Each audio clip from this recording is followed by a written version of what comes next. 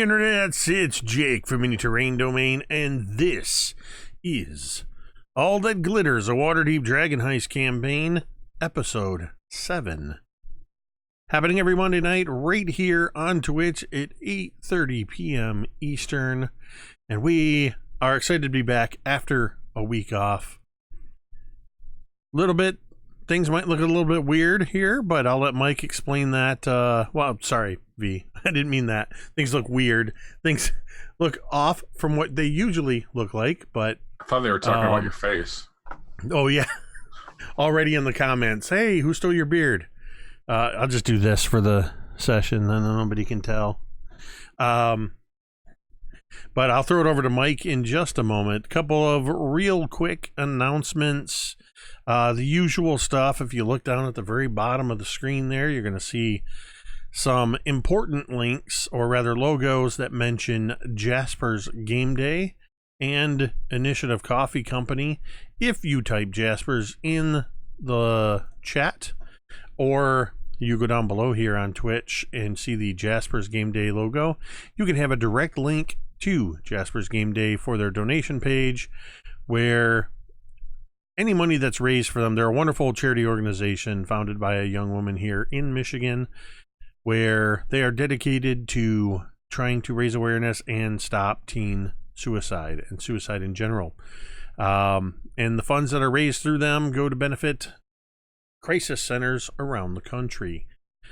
Directly linked to that is the Initiative Coffee Company. If you type coffee in the chat, then you will see a link to where you can buy your very own bag of Metade roast coffee, a Brazilian and Peruvian medium roast coffee that I have personally selected. Actually, Dwight helped me to select that blend in association with Initiative Coffee Company. For every 12-ounce bag of coffee you purchase, $3 goes to Jasper's Game Day.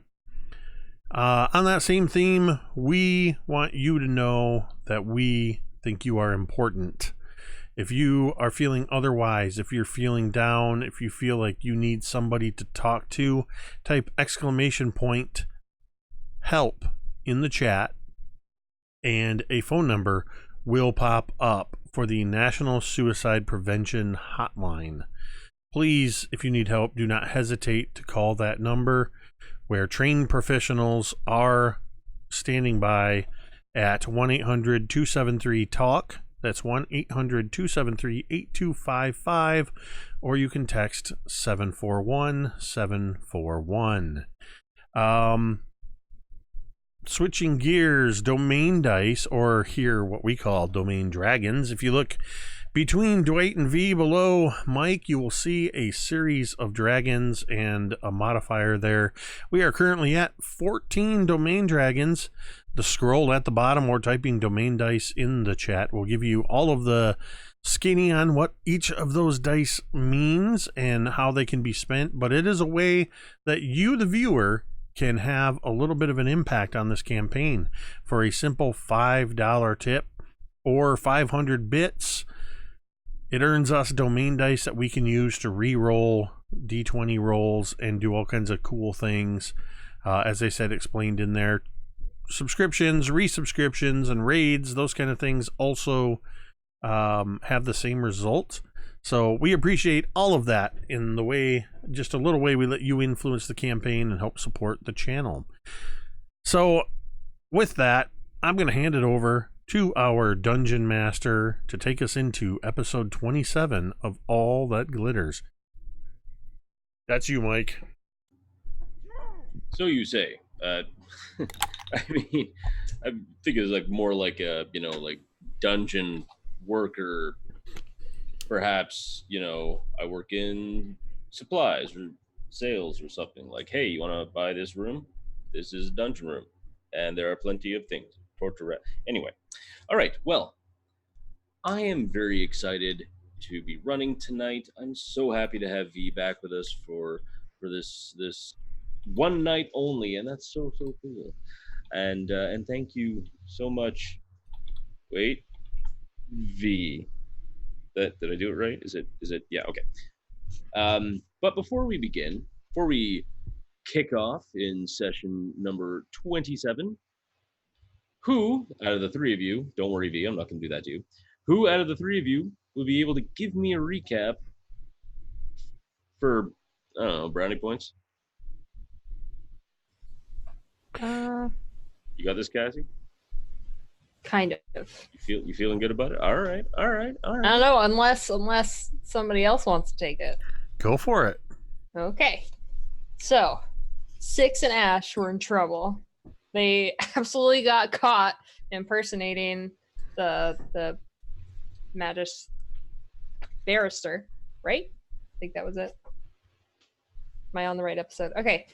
Six decides to perform a thunderclap, thus injuring one of the guards, and he and I run away.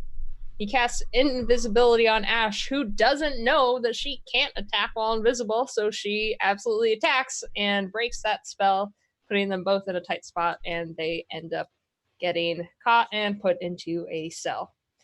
Anna and Bevyn do successfully break in quite easily, to my knowledge. And what else? Xanthar's try to steal. Oh, we found Fenris down in the jail, so we start talking with him. And better yet, I believe the lady who's in charge of the whole jail actually brings Fenris to us to talk to. That's where I lost track of all my notes. No worries. Either way, we do know that we have to get the actual stone of Golor. So I'll tell you what, I'll run through a quick. No. Hey, that was really, really good, considering that I think that was a very high tension episode or session the entire way through, and Six did not help. I helped very much. He hindered. You could so say much. that everything that happened was because of me. Our next lead, though, is that we do have to go to the tower and the dockyards by Cod Lane and Astral Way near the Seven Masks Theater. And also the next day, we need to still get that wine connoisseur and bring them to the inn as well. And that's on the agenda. That is very true. So, you basically, you know what? You nailed it. The only difference being, the only couple of things that you did meet with the magistrate. She, very nice lady, very sweet little old lady. She helped.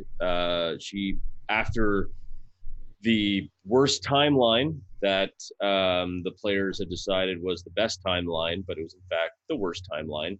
The two of you got arrested after trying nearly every Mission Impossible way to get into the building. Both Anna and Bevyn decided to try a different tact and just walk through the front door and speak to someone. Thankfully, that kind of worked out, hey, diplomacy is not always a bad thing. So after speaking to the group and realizing that that the matter at hand was a lot more dire than originally had been sent, the magistrate, understanding that you needed to find the stone of Golor in order to uncover a vast fortune of gold dragons, had brought up Fenris Stormcastle. She plied him with information verbally, but Fenris wouldn't say anything, although for some strange reason, she was quite satisfied with the non-answers and sent him back down to the dungeons to await his fate. And then she explained to you exactly where this tower was and where the stone was. And after that, you went to a tavern, unsurprisingly, and ate a meal, which I described beautifully, I'm pretty sure. And that was pretty much the end of the session, because you always end the session with food.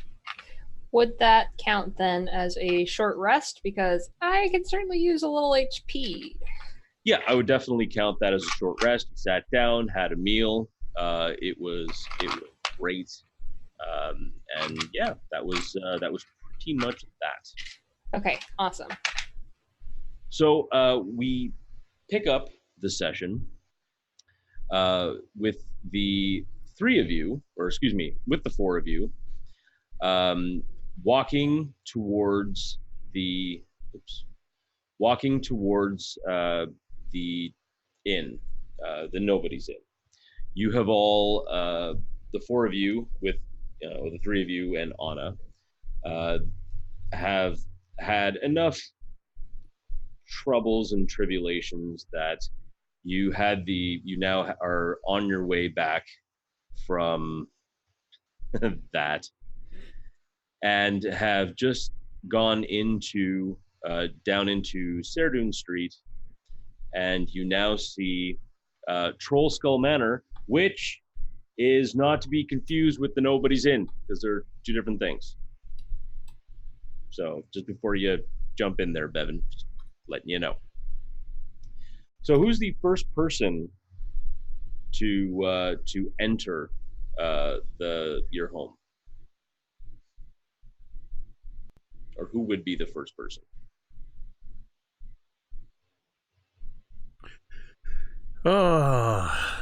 I kind of see that I'm probably the kind of person that as soon as we get there would just dash up the stairs ahead of everybody else. Yeah, definitely Anna seems to be kind of lagging behind. She's not her usual spry self. She has this kind of very kind of consternated look on her. She looks like thinking, but very serious. As you walk in, Six, as you trudge up the stairs, or in your cat-like reflexes, bound up the stairs, you open the door to your main sitting room, and you see someone sitting there. Someone you recognize. She is seated at the table, and Kiaria, what do you say to 6 days into summer? At least this time I didn't have to shake the snack bag. Oh, hey Kiaria, and I start moving through to the other room, and then I stop and spin around and just go running up to her and give her a big old furry cat hug. Aww. She'll like scritch behind his ear. If there was anybody else, would not allow this. And I look around to make sure Anna's not looking. What are you doing here? I thought I'd drop in and say hello and see how you're all doing. Oh, you are, and I would immediately just launch into this, just a full accounting of what had happened in the last few hours, and until somebody stops me, I'm just going backwards in time, telling Kiaria everything that's happened since she left. Right. I don't suppose you have the more abridged version of that, but hey, you've been keeping yourselves busy. That's good. Oh, and wait until you meet Asche. Yes, she's the one who came in the night I had to leave, right? Did someone say my name? Well, this one did. Pardon me, I don't remember your name, but you do look familiar. I'm Kiaria. Yes. How are things? It sounded really important when you had to depart. Yes, well, luckily that is all underhand now, thankfully. I was able to get to Tabitha before the Casalanterns were, so she is now tucked safely away, far, far away from him. Will that mean that you'll get to join the group again? They definitely have been missing you, especially Six there. Well, I know he won't admit it, but unfortunately, I do feel that it's probably best for me to be closer to Tabitha than to be back here. However, it doesn't mean that I won't stop in from time to time and now that things have calmed down a little bit and she is safe with the sisters at the Fortunate Hand, I thought I'd come by and follow up with everyone and just see how you were. Well, nice to officially meet you. You as well. So as they finish up, Bevyn's just kind of off on the side of the conversation and just nods.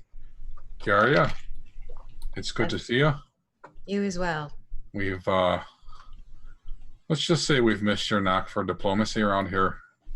What? Oh, I couldn't imagine why with the greatest bard in the realm standing right here. Yeah, we don't. Yeah, we found our inability to deal with people's kind of struck us on the backside a few times recently, but we'll meander through. Well, sometimes it helps to count to 10 before opening your mouth and responding. I just kind of lean over. Can he do that? I don't think so. Anna doesn't say anything, but she does give you a very large hug. And she hugs you so tight and so hard that she feels like she will just like pull you straight into her.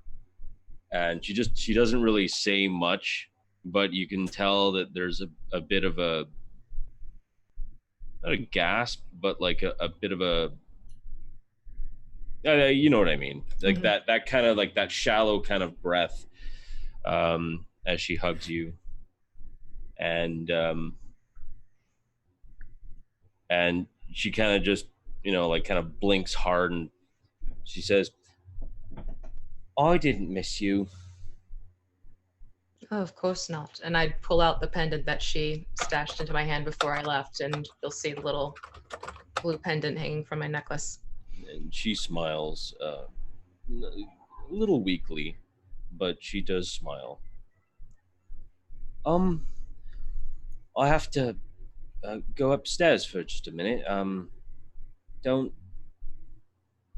I'll be back. Don't disappear again. All right? All right. I'll stay put for a little bit at least.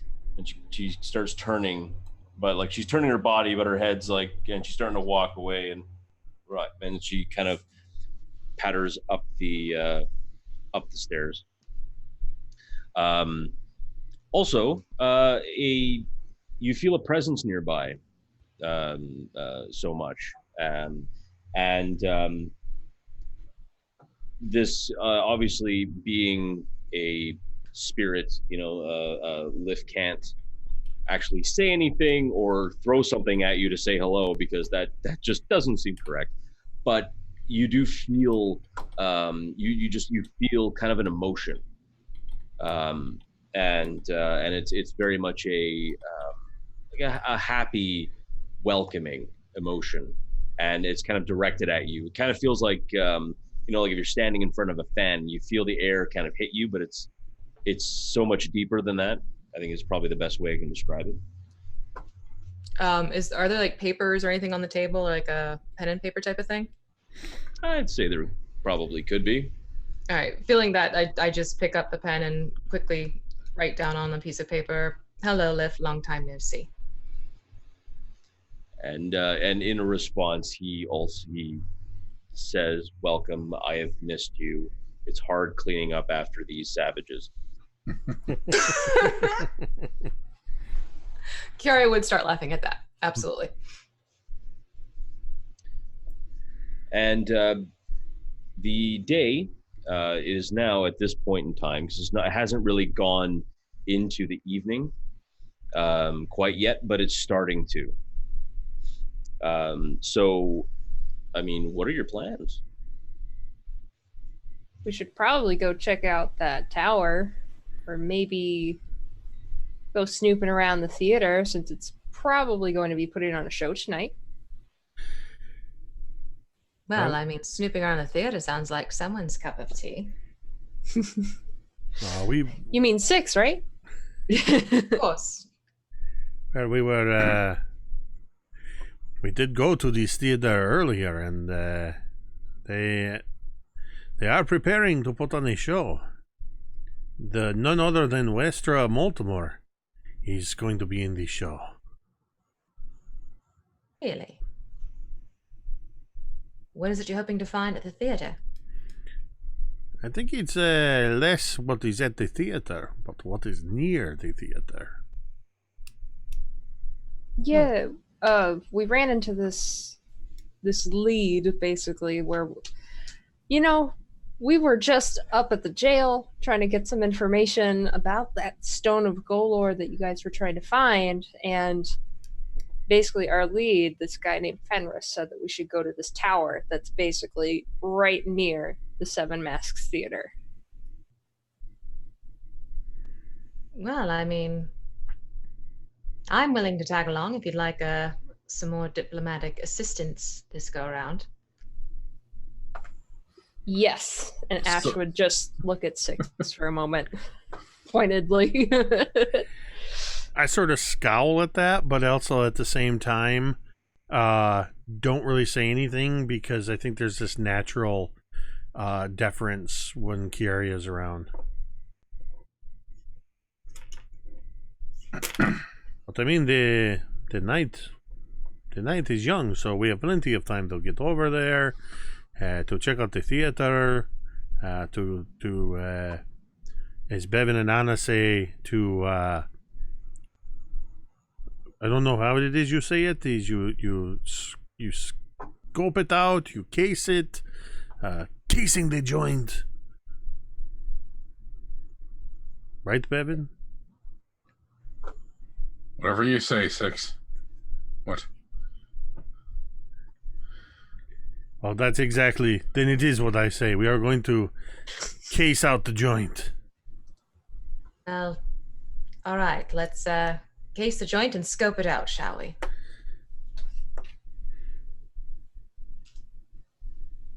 Right, sounds like a plan. Let's get going then.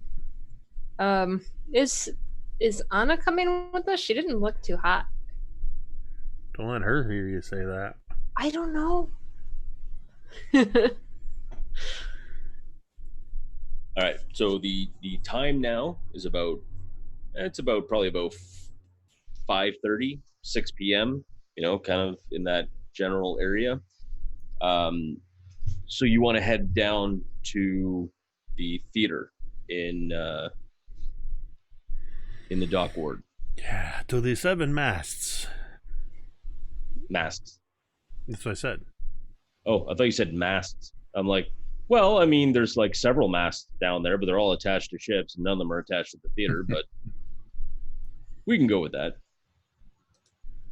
And yes, I wait. partially myself for that. Masks. What? Yeah, masks. I know that, but I Like wrote the- masks or masts for some reason. Oh, okay. Well, that's fair. But you And know, it it's makes in the- sense because it's in you the dock ward. described it. You described the masks that were there. But I wrote it down as masks, and literally, as I just said that, I'm picturing like this combobulation of ships with all these masts sticking out of it. You have salt marsh on the brain. Possibly. Never It mind. really- I'm stealing it really- that for Salt Marsh. It really sounded like you said you had shit on the brain. That too. Oh no, I'm scaring my cat. No. God damn it. Because you have to be Good careful. night, everybody. Us felines are very startled very quickly, very easily. Apparently. Oh, Oh, she'll come goodness. back. All right. But all right. So, as you begin to leave your home, you going to go right to the dock ward. You make your way down to the Seven Masks Theater. Masks Theater. The theater seems to be in full swing as you make it there. About an hour later, probably around 7:30. The doors are closed, although the ever-burning torches seem to be alight. There seems to be some, like one or two individuals kind of standing at the kind of main front entrance. And there are quite a few patrons, a few of them standing outside, mostly sailors, fairly drunk. They're like kind of laughing and guffawing. It seems that you have caught the show during kind of the last like few moments before after into intermission, I should say.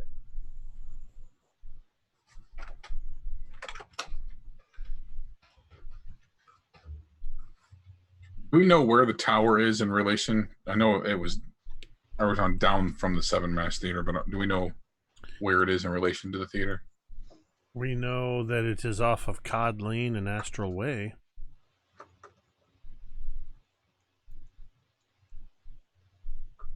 Yeah, and the theater itself is off of Dock Street and Odd Street. So I mean, it's the homes here are very narrow, but they're quite tall. So you could try and make it out, but it's a little bit hard to see exactly where the top of this older tower is.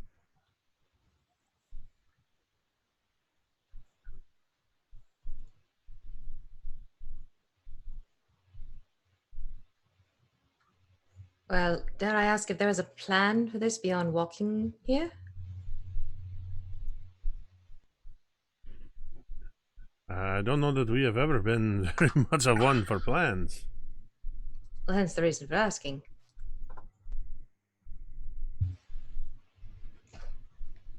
We don't have a lot of information about the tower itself, so I want to find it for one and give it a good once over before we just go trundling in.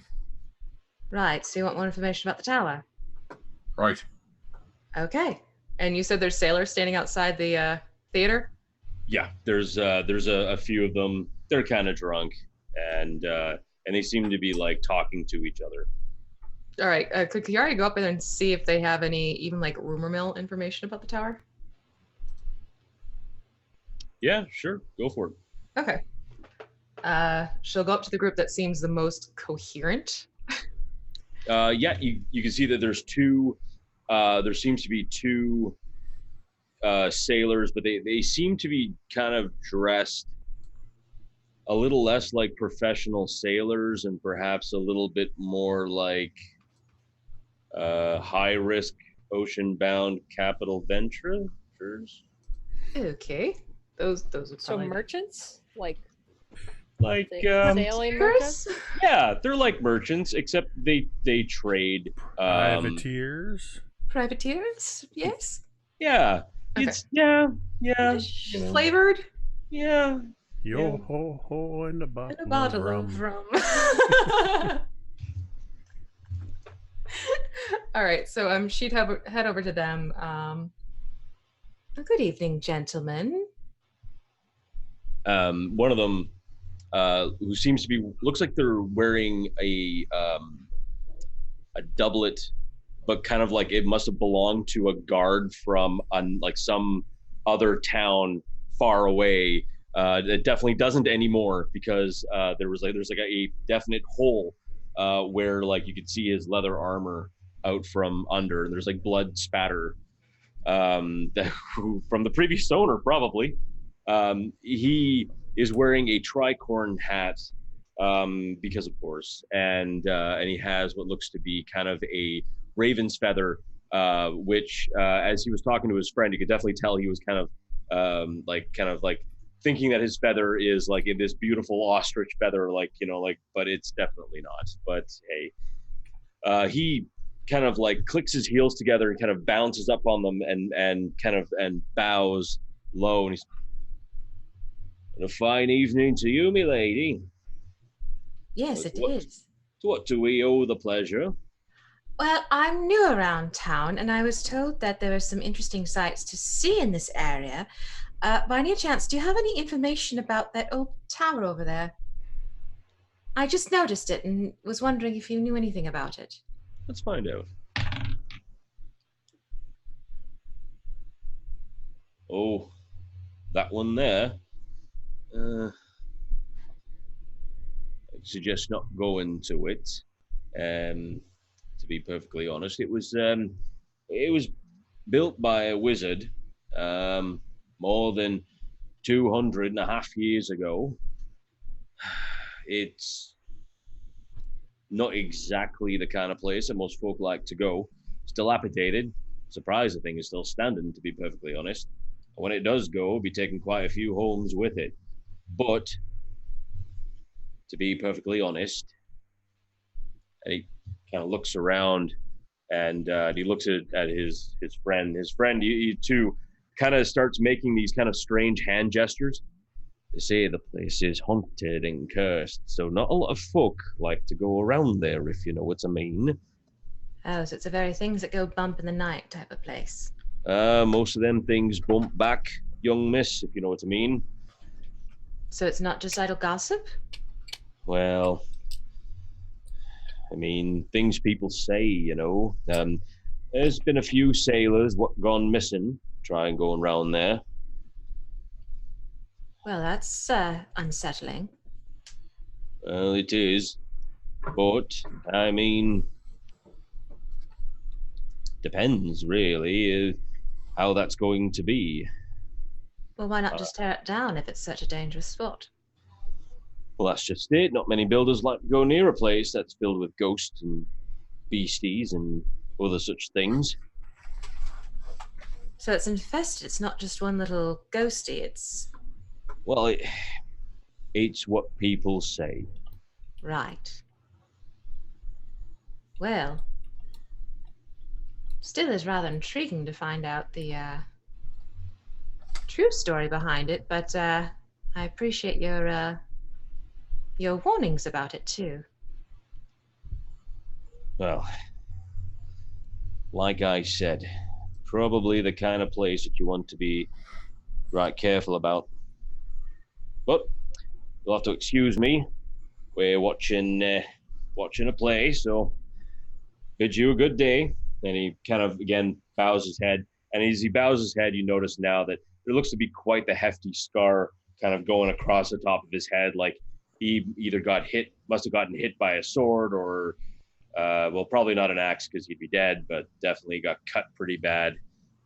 He's definitely someone who's been in quite a few scrapes, especially coupled with the fact that most of his clothing had previous owners who were dead, probably. So he smiles with some few broken teeth and kind of walks back in. She'll turn on her heel and walk back to the group.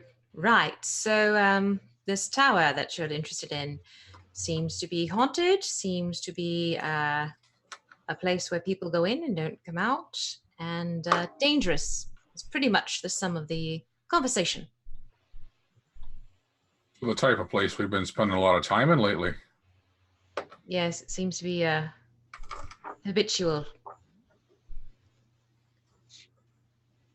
Oh. So why are we going into the tower now? That is haunted and has been owned. Well, they said a wizard built it over 200 years ago. So do you remember way back when we first met? There was a whole thing about the missing gold that we were looking to see what we could find. Well, we think we found the way to get at it, and well, not sure if you caught it in Six's stream of consciousness back there, but we've been tasked by the Open Lady of Waterdeep to find this stone that is supposed to give us access to. Supposed to tell us where this money is. Well, now look at you getting up in the world. We're getting somewhere. That's for sure. Sometimes it feels like a goose chase, but it's been lively to say the least. Oh, it certainly sounds like it, especially if you're going into spooky old towers. Well, that's quite a compliment. Did they point out where this tower might be found? The one right over there? Right. They pointed that way. Yeah, I remember One at Cod Lane and Astral Way. And I'm very proud that you wrote that down. Oh, I did. wasn't sure. You're like, I'm not missing nothing. I ain't missing. I'm getting it all. Mm-hmm. Yeah, and moving down Odd Street to Ship Street, crossing that over, you can now see the tower. It does look crumbly. It looks kind of dilapidated. And something seems a bit off about the tower. But other than that, I mean, you don't see any like flying specters or ghouls or ghosts or zombies or wraiths or... I don't see any zombies or ghosts or wraiths or flying specters. I think we are definitely going to have to go inside this place. Yeah, but it does feel a little weird. A permanent disadvantage. Well, it's not like Lith makes himself known visually either. But I personally would like to go against character a little bit here and suggest we find a door by which to enter this place. I don't have the best of luck when it comes to climbing towers, and I would, for obvious reasons, I would like to involve, or rather, I would like to avoid any close calls with the law for a little while, anyway. Did you climb another tower besides the one? Oh, I did not climb another tower, but that whole issue with the pretending to be a barrister and the magistrate and all of that, let's just say it. I think it was something like 40 or 50 lashes we were going to get, and they were going to keep us there for like 2 or 3 or 4 or 10 days, and it was going to be a very long time. And it was. Is this the one where you tore up the ticket to it? No. This most recent thing. Things actually went, pretty well, all things considered. But it could have gone very badly. It was going to be very expensive, too. Yes. Yeah, I wish we had you around Kiaria. I let myself get swept into Six's plan. Yes, he can be convincing. It was a really good plan. It just went a little sideways. Your disguise was amazing. But there were disguises involved. I am an actor, you'll know this. Kiaria's gonna look at Bevyn like, what? You missed a big one. The plan was sound, the execution so. Right. Bevyn, can you see if maybe there's like a back door or something? I mean, we could potentially break in at the front, but then anybody who's here walking around is definitely going to see us. I'll do some sleuthing around the building trying to find entrances. Let me know if you need any light. So, I don't remember if it was explicitly stated. Did Anna just not come with us? Oh, yeah, I'm going to say that Anna maybe took the night off. I mean, she's prone to just disappearing for short periods of time. Yeah. So in Anna's stead, I will also help to look around the building. I turn to Six and I just put my hand out. Why don't you stay here for a minute? And then I'll quietly, very pointedly move quietly to the other side of the building. Okay. Make me a stealth check. 19. Nice. Yeah, you just disappear as you kind of sneak around. It doesn't take long. You easily see that there's a kind of a main door, kind of like you have the round tower, right? You have the kind of like cylindrical tower, and then you have what looks to be an abut. which is just basically like a brick, kind of like what looks to be like a definite entranceway, and it seems to be kind of off of the alley, or excuse me, off of Cod Lane. You kind of, the door seems like it's a little bit jammed, but it doesn't appear to be locked. It just hasn't been opened in a while. But a little bit of, if you want to fiddle with it, you most certainly can. More interested right now with just like trying to ascertain the goings on. Does it sound like there's anybody in there? Is there anybody around? Or Sure, is it like it's empty? Make me a definite. Was that perception? Yeah. 11. You don't appear to hear anything. Okay. So I will make my way back to the group then. There's a main door. It hasn't been used in a while. I don't think it's locked, but might take a little bit of prying to get in. But I don't hear anything in there. I think it's best to just take the straightforward route this time. No need to knock, at least, right? Right. Well, who's feeling nice and sneaky at the moment? That's usually my domain, so I'll lead the way. Who's the one we have to worry about the most? I can move very quietly. I mean, I sometimes light on fire a little bit, so maybe.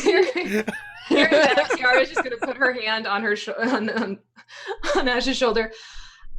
Then blessings with you, my dear. It seems you might be the one who needs it the most, and you're going to get Blessing of the Trickster, which gives you advantage on your deck stealth checks for an hour. Awesome. Thank you very much. So that is, can you tell me that again? It's for an hour you get advantage on your deck's stealth checks. All right, deck stealth. Perfect. I don't always turn on fire, but when I do, it's because shit's going down. Okay. Thank you. All right. All right. So I'll lead the group back to the door, and I will try to open it.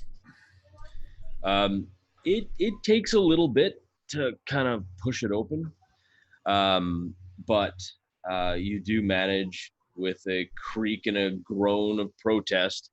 It does open up.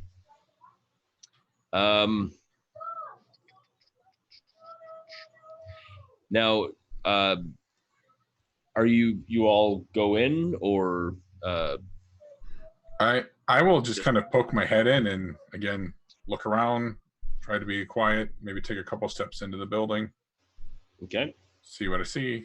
I am immediately behind Bevyn. If he's peeking in, I'm just over his head like a cartoon. Of course. I'm moving in behind him, like shadowing him. So you both then see, you peer into the vestibule, which is the kind of like stone kind of outcropping. You see that the door had a tiny peephole, or has a tiny peephole, but it's got a little closed iron shutter on it. There are rotting tapestries along the walls, and mud and dirt have accumulated on the floor. Directly ahead of you, you see a door, which kind of, it just, it appears to be ajar. It doesn't appear to be locked or anything. You see what looks to be some like kind of broken furniture in the like kind of also in the vestibule as well. And I turn to the group and just kind of startle at the proximity of the large cat man. Yeah, as soon as you turn, I'm close enough that my whiskers brush your face. So, stone's on the top floor, correct? That's what they said, yes? So we head on in and try to find some stairs. Just have to go in, then we go up. So I will head to the door and push through the door. All right. Pushing through the door, or pushing open the door. The rest of the Scooby gang, you guys are following as well? Ruh-roh. Yes. Zoinks. Yeah, I don't know. Am I Scooby or am I Shaggy in this situation? Yes. Yeah, right? I'm both. You're If anybody needs me, I'll be out in the van getting high. And having absurdly large sandwiches. Yes. Yes. You're Shoogie. Yes, Shoogie. those were ridiculous potato chips. What's Very up, Shoogs? So as you walk in, you see a stone spiral staircase. It has no banister; it's just the staircase itself, going straight up.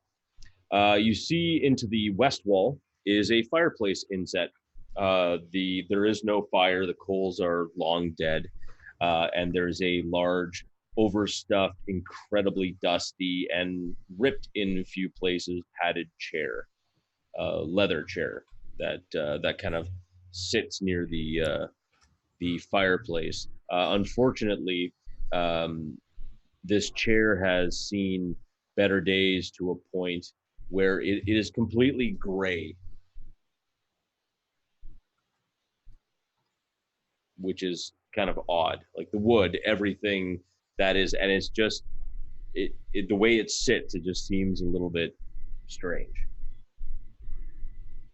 Should we do a perception check just to see if like any of the dust has been moved, any footprints, etc.?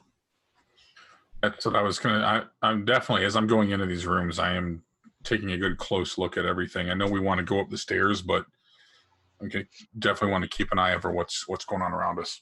Oh, definitely. The stairs, basically, in this like kind of main round room, which is basically the bottom floor of the tower. It is definitely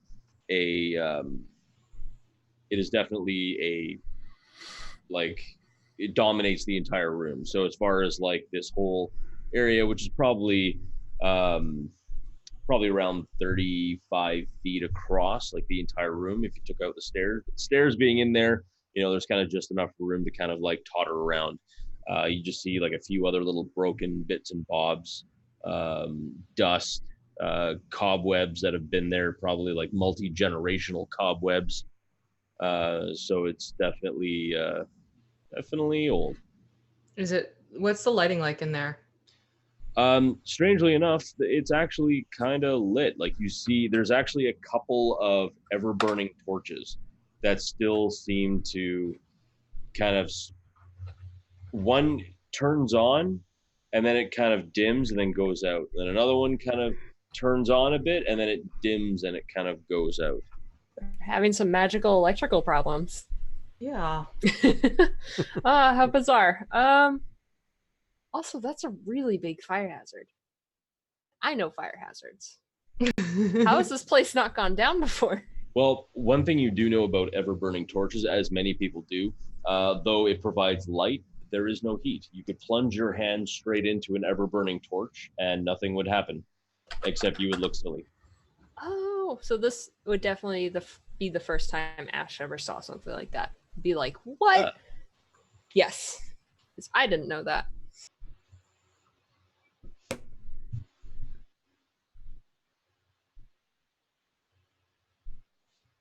And so that is basically everything that you can see on that floor in that area. I want to. Oh, go ahead. I would sort of meander my way over to the fireplace. All right. Knowing that our place has fireplaces that you can kind of pass through, I'm just curious about it. I want to look at it.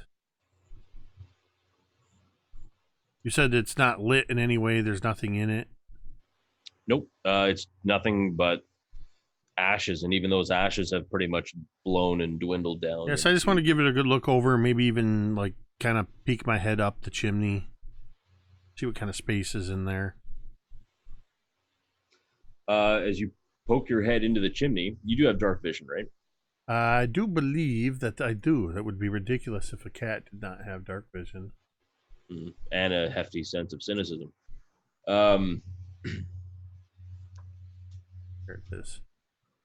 Yes, Okay. dark vision. Looking up the fireplace, you don't really see much of anything. It's just a flue, and it goes up, but it definitely like peters out until you can't exactly see. So that's pretty much what you see. Fireplace itself. I mean, I don't know unless you want to like try and search for something. Well, I mean, I'm just giving a good look. I guess I'm not really searching for anything in particular. Maybe poking around a little bit. Okay. All right, then. I mean, guess make me a perception check. Now for you, Ash, for that perception check. Now, do you mean like any signs of past life? You mean like anyone who's been there recently? Yeah, basically, like, I don't want to come across any bad guys by accident. At least physical beings can help rule that out. Okay. You don't notice anything. Matter of fact, it doesn't seem like, other than the footprints that your own feet are making in the dust, doesn't seem that anyone has been here in probably close to 250 years, maybe even more. Jesus, this is an old building. All right. Is there anything else left to check out on this floor, or should we keep going up? She would say quietly. There's the chair. The chair? You mean the chair? The mysteriously gray chair. Rain chair, yeah. The gray old chair that's just covered in dust and cobwebs? I think Ash would go over and maybe lightly just... what? There were rips in the chair, you said? Yeah, there were. I mean, like it seems Like to be like frayed. Coated in, like completely coated in dust. So I mean, everything just all grayed out. The leather is old and you can only see the pattern through the dust of everything that is the chair. So, are you even saying the legs, everything has just been like grayed out in dust. But it's like completely. But the rest of it wasn't as dusty? Nope. The whole thing is just dusted over. It's just like you can see like the seams of the chair, and you can see everything kind of like but it's like, it just looks like it's all coated in a big thing of dust. I don't know. I want to touch the chair. That's what I'm tempted to do, but I You should totally do that. I'm in no way saying that would be a terrible idea. It's just a chair, guys. It's just a chair. Chairs, doors, chests, none of these things ever are problems Or in D&D. beds. No, it's not I What? I would like to cast Detect Magic then. If possible. All right. Yeah, I think that would be smart. Yeah. Let me just...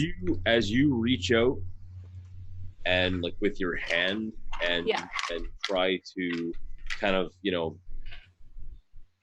have your kind of like your sense look for any sort of magical means, you feel blocked.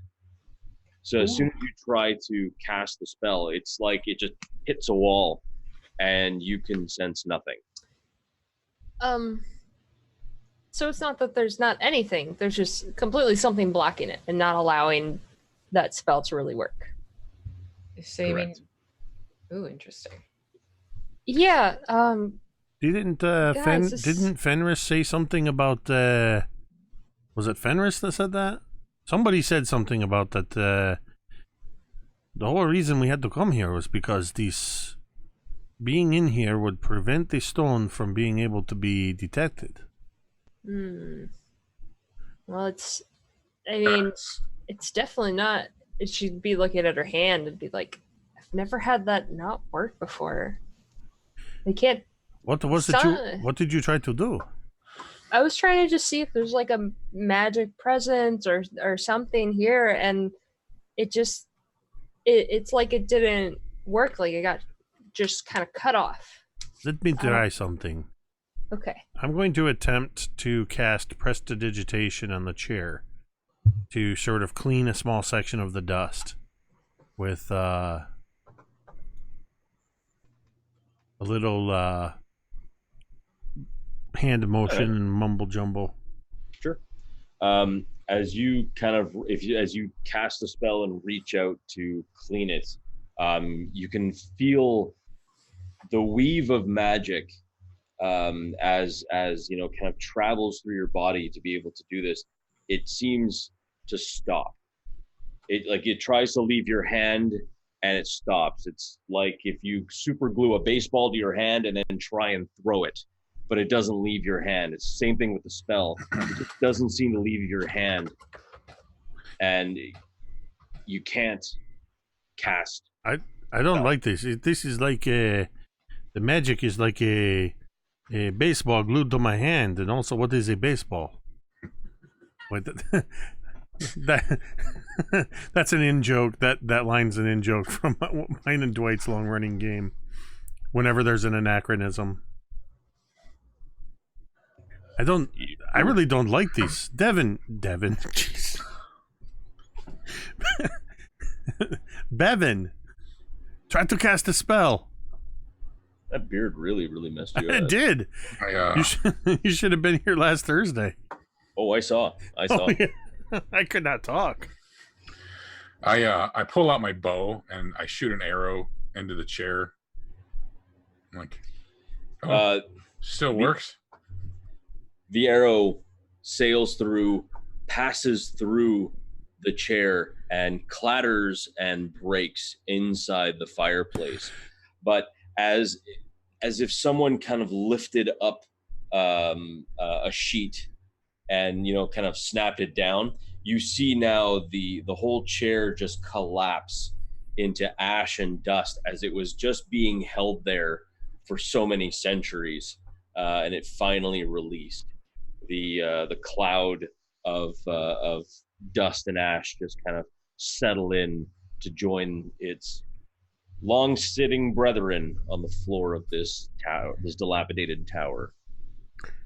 Good thing I didn't go try to flop into the chair, which is one of the things I was going to do. That would have been fire. That would have been lovely. I would have. I had really wanted to touch it as well, so glad that didn't happen. Okay, so interesting that it does not appear that certain things are. I don't know. Is it was it real, or was it that it was just that old? Maybe the chair were just the friends you all made along the way. Well, there's no reason to stay down here if there's nothing to find. We must go upstairs. We'll go upstairs, but you're telling me that all the things y'all like to do don't work?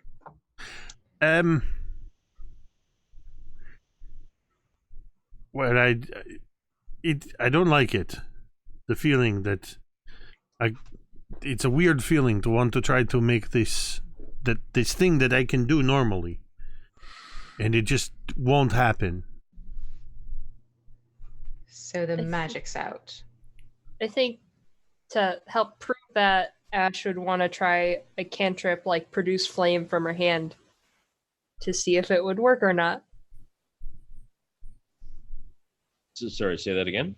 I think to test if magic doesn't work, period, she's going to produce flame, her cantrip, from her hand. And as you kind of reflexively flick your fingers out to produce the flame, it just nothing. Ash looks really worried. I don't like this at all. And you would hear a shing as I unsheath my scimitar. Oh. And then I think Ash would also take Six's lead and just take out her crossbow, just have it ready, because she's never not had her magic work, and she looks a little freaked out. Yeah. All right. Well, as you go up to the second floor, you see what looks to be it was the wizards, whoever owned this wizard's tower. It was their study, and there seems to be no more floors above. It seems to be just 2 floors. Seeming like, strangely enough, you thought it kind of looked like taller from the outside, but from the inside, apparently not. It was just a 2-story place. You see another soot-stained fireplace that was kind of attached to the one, probably the one below, by what looks to be an iron grate. There's an iron, like a black cast iron rod that is holding a cauldron in the kind of on a hook in the hearth. There's a portrait, or at least what used to have been a portrait many centuries ago, now is simply a frame that is clinging on for dear life to the side of the wall. You see broken glass and twisted pieces of metal and bird crap everywhere, especially from holes in the roof. There's a rocking chair that looks like it hasn't seen an occupant in centuries. Couple of tables and the kind of charred and burnt remains of a bookshelf, and everything is just covered in cobwebs and dust.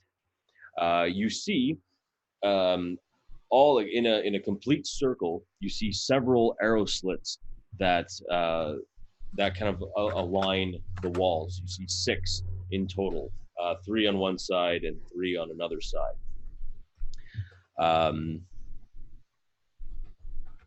And yeah, that's pretty much what you see. If there's anything you want to investigate or look at or run away from, I don't know. You said there was a cauldron? Yes. Well, I will go look in the cauldron.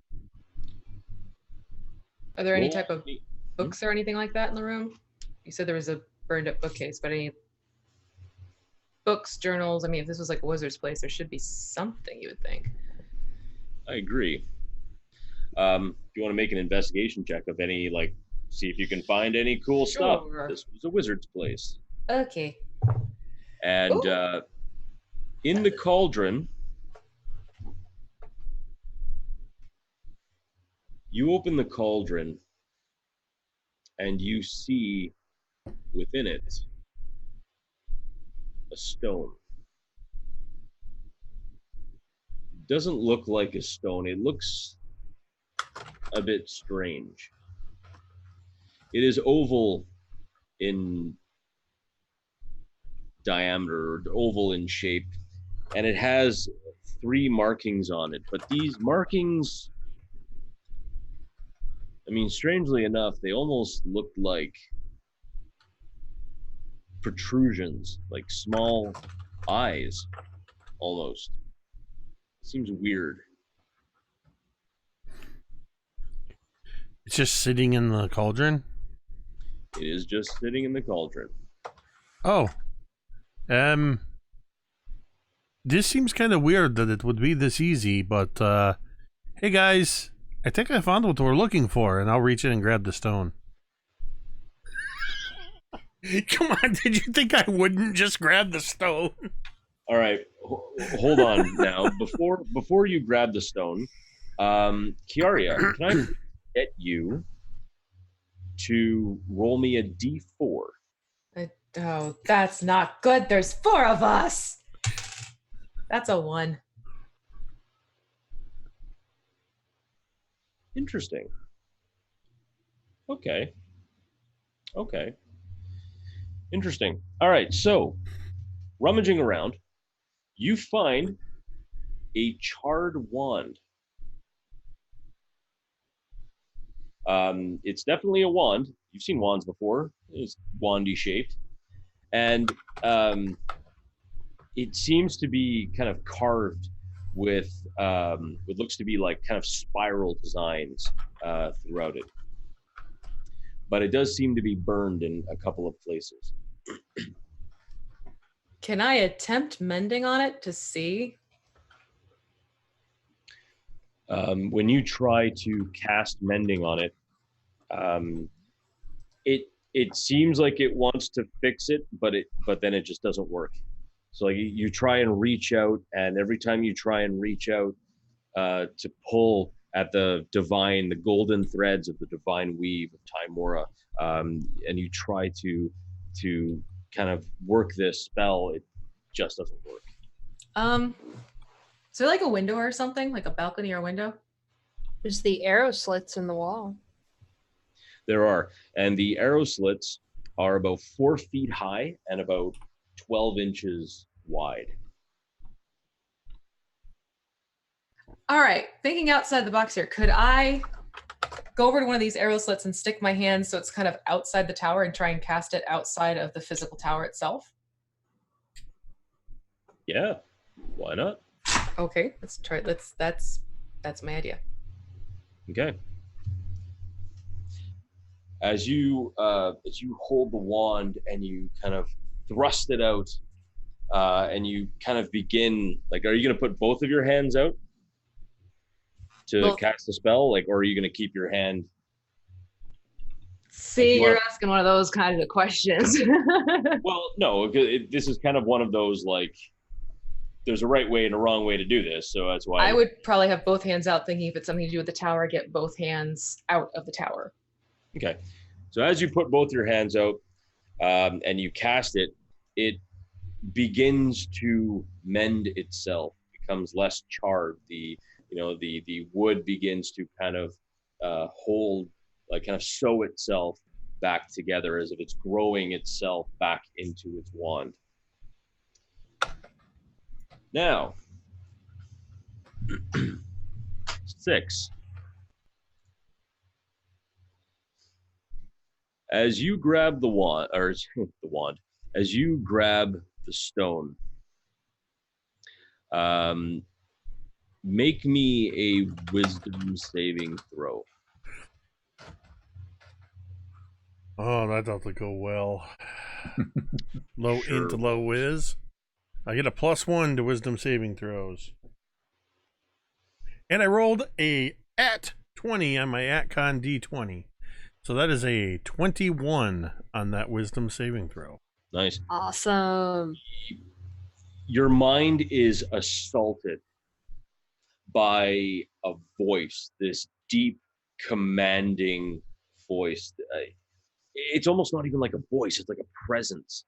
It feels like it's putting whatever is inside the stone, it is trying to reach in and grab all of your mind to understand who it is speaking to. And it seems like this process would be extremely uncomfortable, extremely painful, if this were an incredibly intelligent person. But because it's you, the whole process takes like 2 seconds. I don't even take offense at that. It's like this thing's trying to read a children's book. Pretty much, yeah. Be Dick Run. Who's Dick? What is this? But sorry, I was prolonging it. I'm like, oh wait, I'll wait. If it was food for thought, you'd be a tapas bar.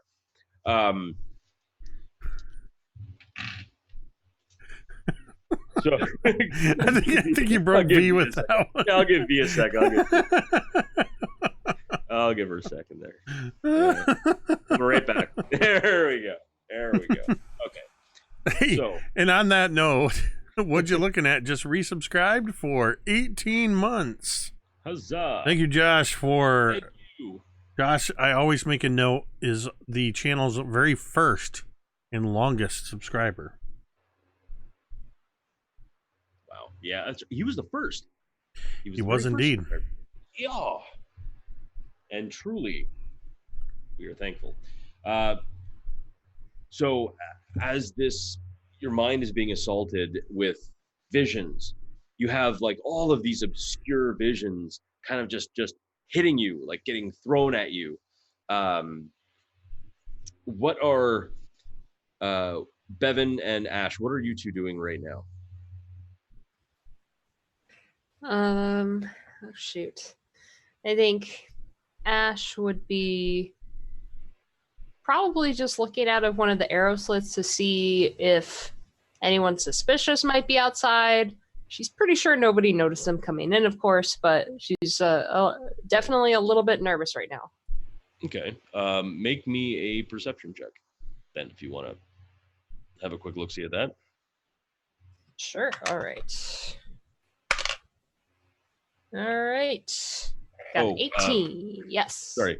With disadvantage, because you are in a tower. Sure. It's getting kind of late. It's hard to see, And she's a little freaked out. My second throw was actually a nat 20. So I still got an 18. You know what? I think that's fantastic. So looking at the arrow slits, you see nothing, but you feel something. Like, have you ever walked around with your eyes closed and you got really, really close to something and you couldn't see it, obviously, but you felt something was really close to you? And looking outside of the tower, you feel that right now. You feel something is very, very close to you. Bevyn, what are you doing? When I heard 6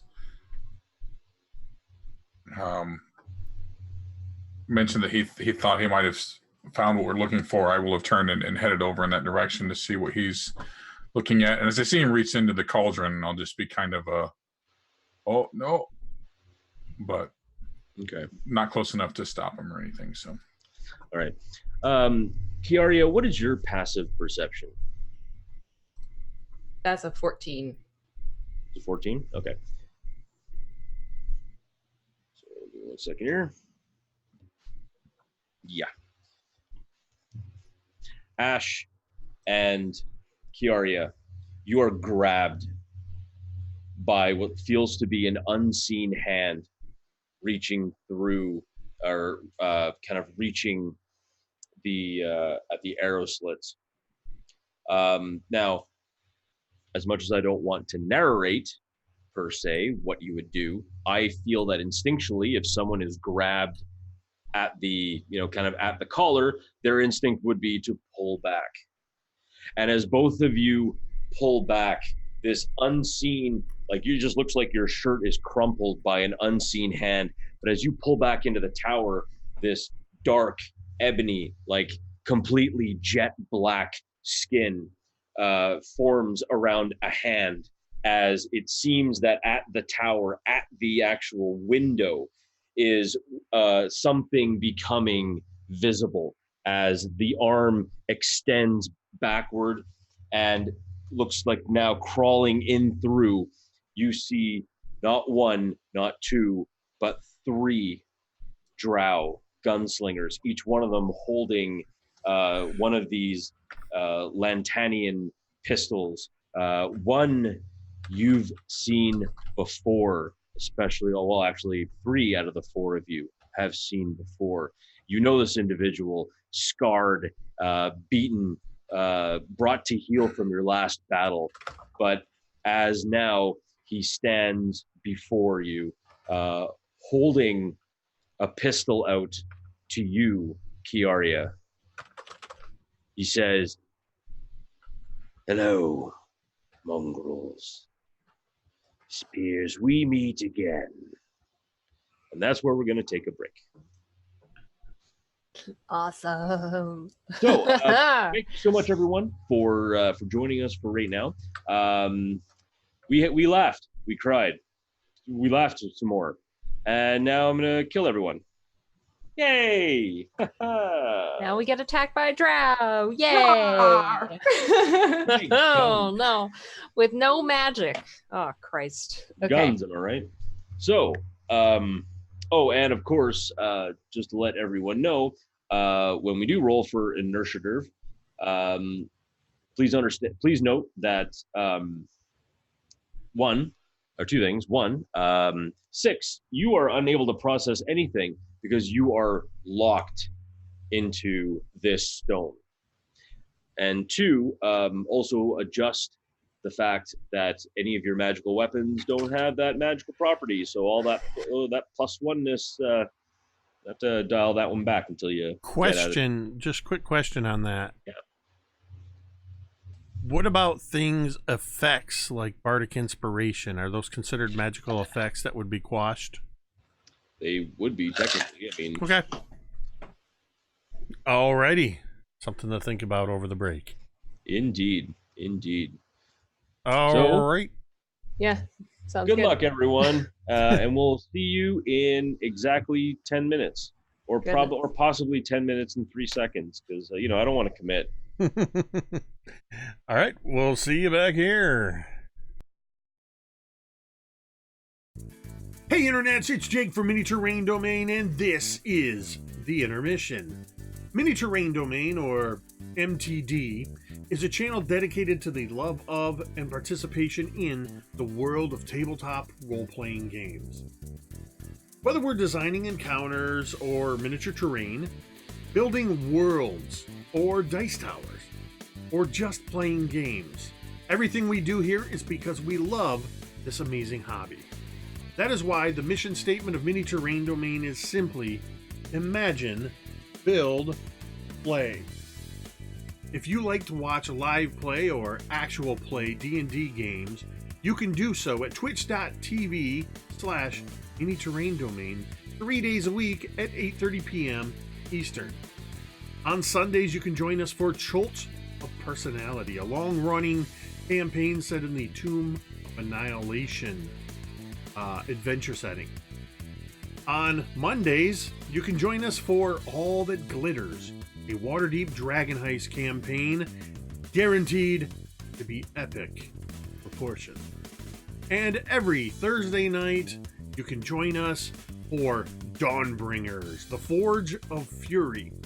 This is a series of mini campaigns going across the gamut of several well-known modules.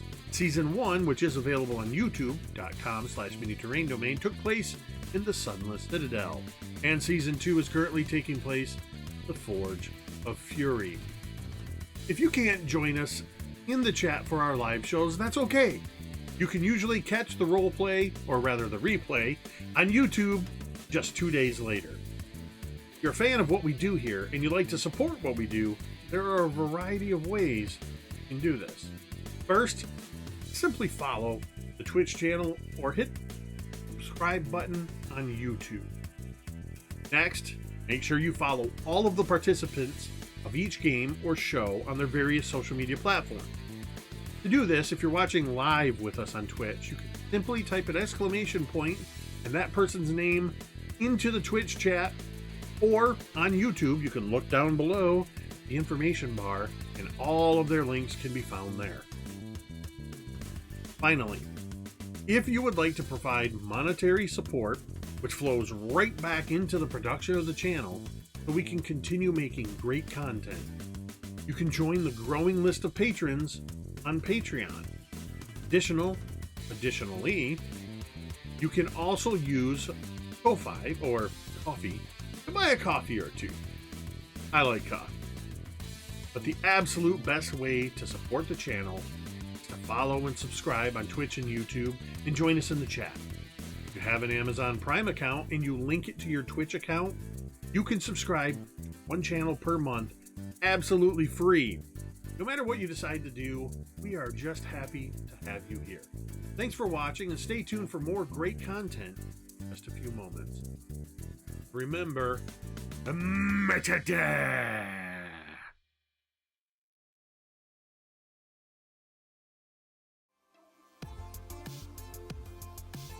Hi everyone, I'm V, and I have the YouTube channel, The Crafting Muse. Please be sure to go over there and check it out if you too would like to learn how to make some tabletop terrain, paint miniatures, as well as some game accessories. I'm always happy to have new subscribers over there.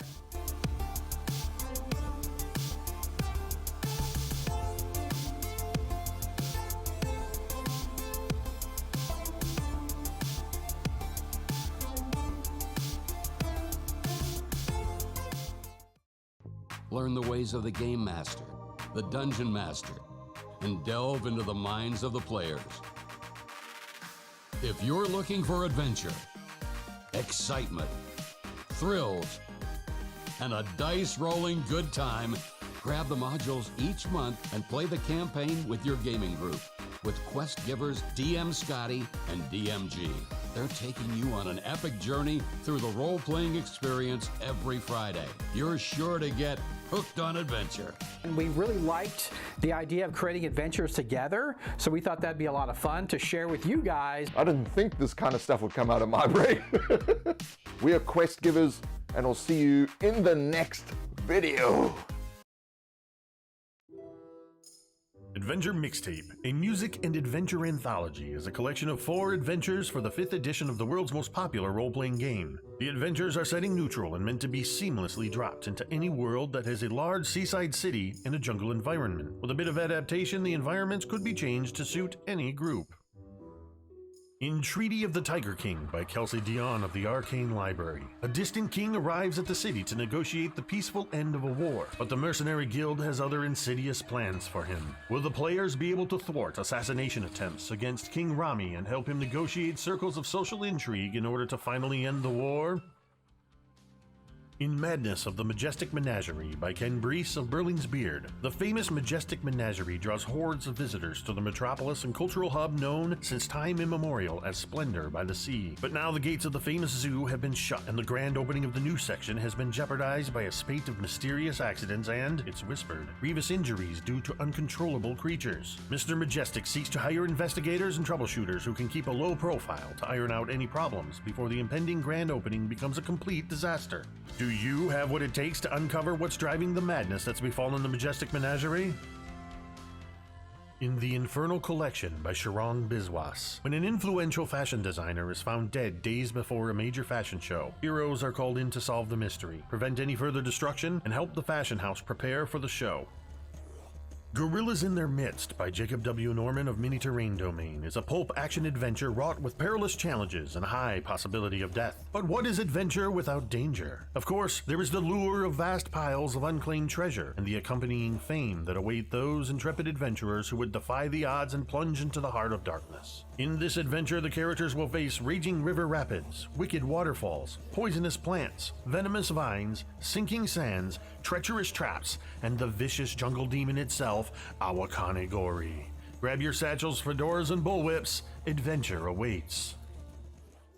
The Adventure Mixtape also comes with 4 original songs inspired by and written for the heroic adventures herein. This collection of music and story is something unique. We had no better word for it than mixtape. If you ever received a cassette, CD, or digital playlist curated to take you on a memorable journey, then you'll recognize what you find inside this volume. Also included in the Adventure Mixtape, courtesy of Kelsey Dion of the Arcane Library, are exclusive combat cards. Special cards that contain all of the items, monsters, and spellcasters found within these adventures to make running your adventure all the more easier. Adventure Mixtape, a music and adventure anthology, is available exclusively on drivethrurpg.com.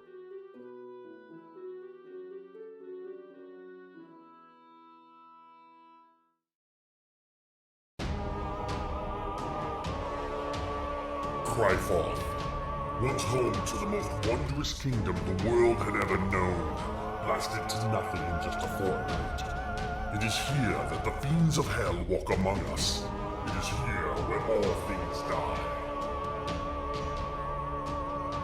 Welcome to Cryforth. Demon invaders roam the landscape and have conquered all. The world is a ravaged and wrathful wasteland, where the old world lies buried beneath the blood and sand with its gods and its secrets. Water is fought over with blood and steel. Compatible with the 5th edition of the world's oldest fantasy role-playing game, this book contains all new character creation options, including all of the familiar classes with new aspects befitting the ravaged wastelands of Cryforth, along with new backgrounds, subclasses, spells, feats, and so much more. New races will allow you to play as the core Asche elves, the Forsaken humans, the Primordial Incarnate, the Proud Orcs, the Reptilian Suri, or the Infernal-blooded Tieflings. New game mechanics such as blood, grit, and effort give your games an intense focus on lethality and survival.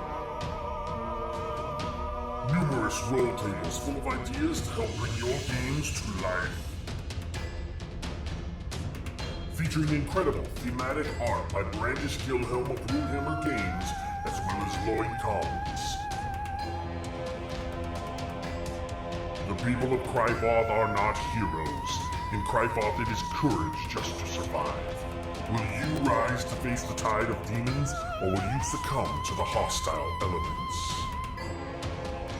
Available now on DriveThruRPG.com.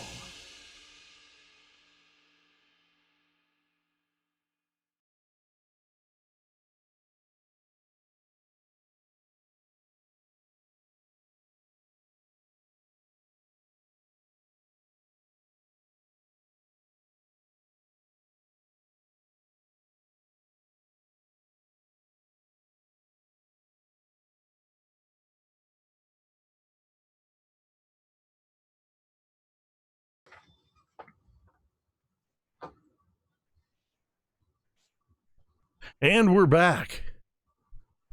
I hit the wrong button. But the right button has been hit, right? So we are. Well, you would have back. been fine because the button I hit sent the Stream Deck to the home screen and left me on mute. Huh. So I'm sure you guys would have been just fine. What? 6 can't talk? Probably the most tactical thing you've ever done. Not gonna lie. If only you had that at the old courthouse. Oh boy. So we're gonna roll for initiative, everyone.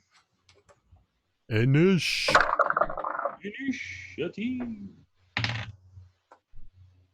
While I was in Tacoma, I picked up finally a set of the official Waterdeep Dragon Heist dice that I use for 6 now. Oh, that's dope.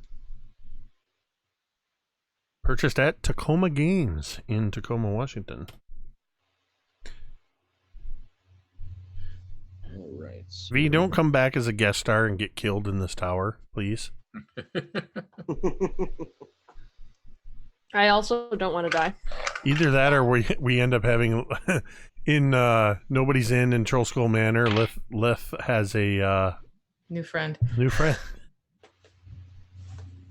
That'd be fun. I'll be a ghost. Yeah, but then you have the issue of a little girl tucked away and her mom's not there anymore. There's that. Yeah, you know. That. Classic D&D backstory. My mother was killed in a fight. And now she talks to me as a ghost every once in a while. And then Tabitha becomes a new character you can play someday.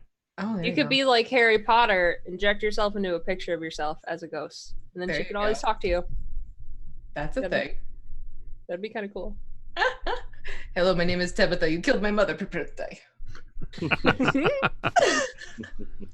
Sorry, there's a fair bit of people now, so got to get that old stuff going. All right, so.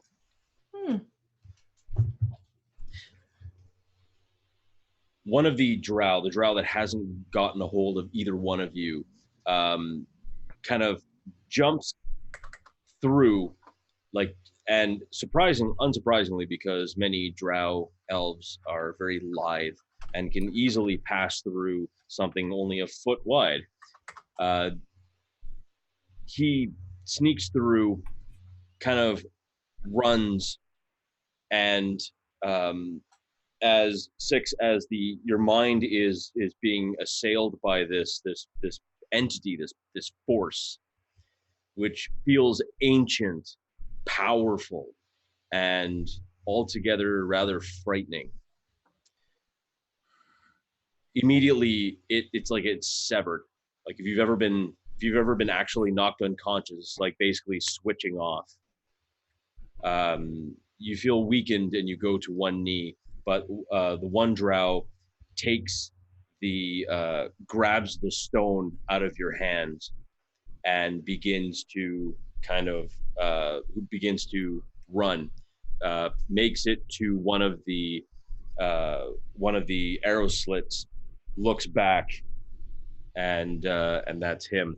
Now, Kiaria, you are being held by this other drow who is holding on to this drow that you know all too well, this jerk who said very mean things to Anna. What do you want to do? And no magic at all works, right? Like not even racial trait stuff? Well, I mean, as long as it's not magic, like if you had like an advantage on something, or if you... That's where it gets questionable. I was debating using my radiance thing, but then there's the whole radiant damage thrown in, so I don't know if that's going to be tossed into measure. I mean, the thing is, like, you are in what is in essence an anti-magic field. Okay, that's what I was wondering. Okay, so then I'm going to, as he's... Well, I have that wand in hand still, right? Yes, you do. Now I'll save that. I will try and hit him with my mace. Sure. Yeah, you unhook it from your belt and swing it around. Try and clack him. Clack him good. You know, knock him out. See if we get anything from that. And that's going to be a 14. 14? 14, you know? Or the yes. As you swing it around, actually do it with advantage, and the reason being is because you are literally like really close to each other. Okay, that's another 14.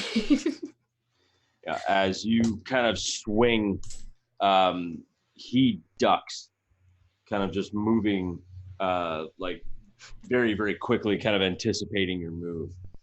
6, as the world kind of returns to you from this kind of area of darkness. What do you want to do? Isn't Bevyn before me? Oh, excuse me. Yes, I apologize. For some reason I saw your name as a 20 and I just got wrong. Sorry, Bevyn. So we got the one drow that's trying to get out the window, right? Where are the others? One of them, the one that you've met before, is holding Kiaria by the front of her shirt, and one of them is at the arrow slit ready to hop out, and then the other one is holding Asche. Okay. And Kiaria brained the one that has a hold of her, correct? Tried to. Right. Yeah. Okay. I am going to shoot at the one that's trying to escape with our stone. All right. So I'm going to use a domain die. And that didn't help too much. That is a 11. The arrow clatters off of the stone wall. Okay. I am going to turn to 6. He's got your stone. Get him before he gets out of here. And I will use my bonus action for a help action. Grant help to 6. Sure. I am going to... I don't know if you can do this with your... When you do offhand, bonus action offhand attack, can I use that to throw a dagger at him? With my offhand? Or is that intended for melee? So to be perfectly honest, a dagger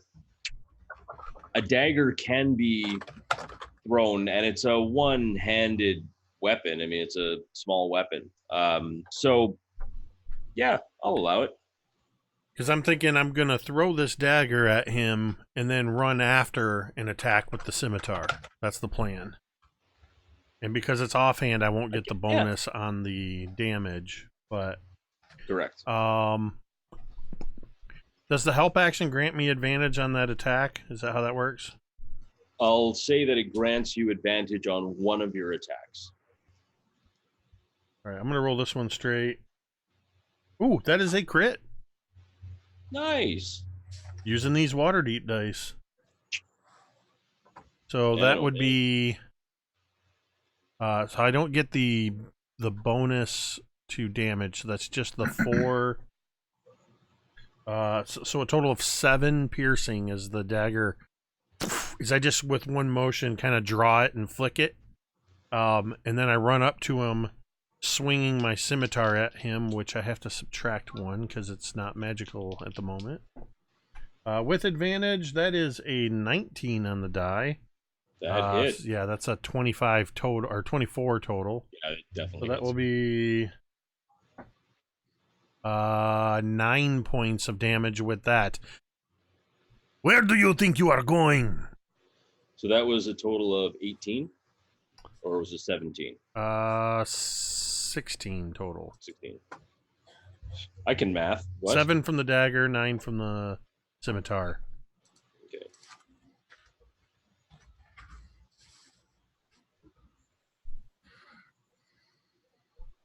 Okay. So next up is the drow that is holding on to you, Ashe.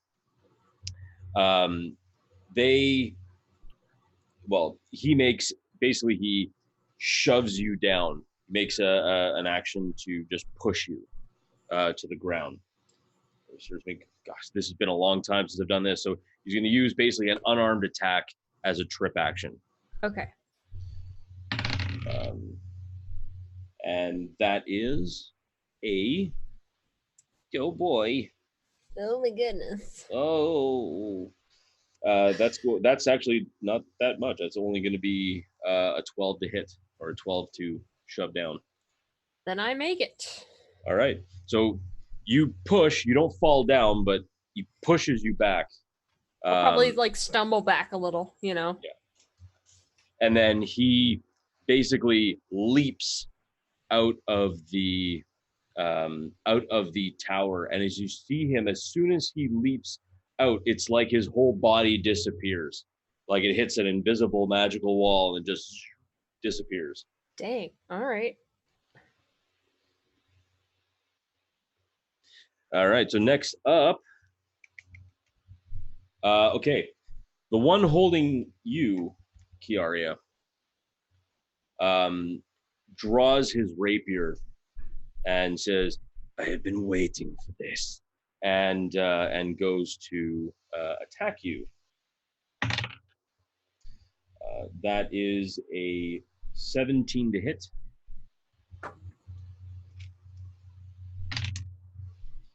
And you will take 10 points of piercing damage. Ooh. And then Ashe, it is your turn. So one of them, the one that was attacking me, is out the window and technically gone right now. One that has a stone is still there or not? The one that has a stone is still there, yes. But Kiaria is in trouble. Correct. Yes. Okay. So Ashe, thankfully she did have her crossbow ready from earlier when they first came in. So while she does stumble back, she first goes to the arrow slit, kind of aiming, obviously sees it's gone. So instead she turns to Kiaria, who's closest, and tries to shoot at the drow. All right. Do it. Oh no!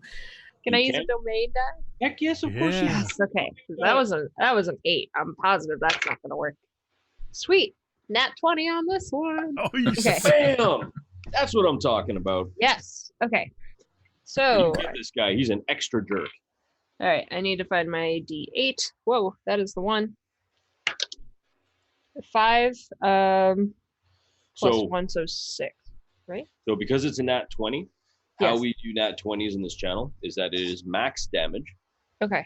So basically, let's say that you already rolled a complete 8, and then you roll to add to whatever it is. So you rolled a 5, so it would be 8 plus your 5, so that's 13, and then you had a +1 for your damage? Or... Yes. Oh, that was already in the 5. Oh, that was already in the 5 for damage. Yes. Oh, okay, gotcha. All right, so yeah, 13 points of damage. That sinks, finds a mark right in and sinks right into his side. He's not doing well. He's not hurt, but that hurt. Yeah. Yeah, it's a real owie, well, owie. I don't know, 13 points of damage. I mean, that's enough to take out a bandit or a guard or something. Back at the top of the round, the individual with the stone hurt kind of pushes off, and you can see them disappearing in that way that like you see like their whole body is starting to disappear. But as they go, 6, you do get an attack of opportunity as they're trying to move away from you. All right, brace yourselves, because I'm going to do a thing if this works. I'm going to roll to hit.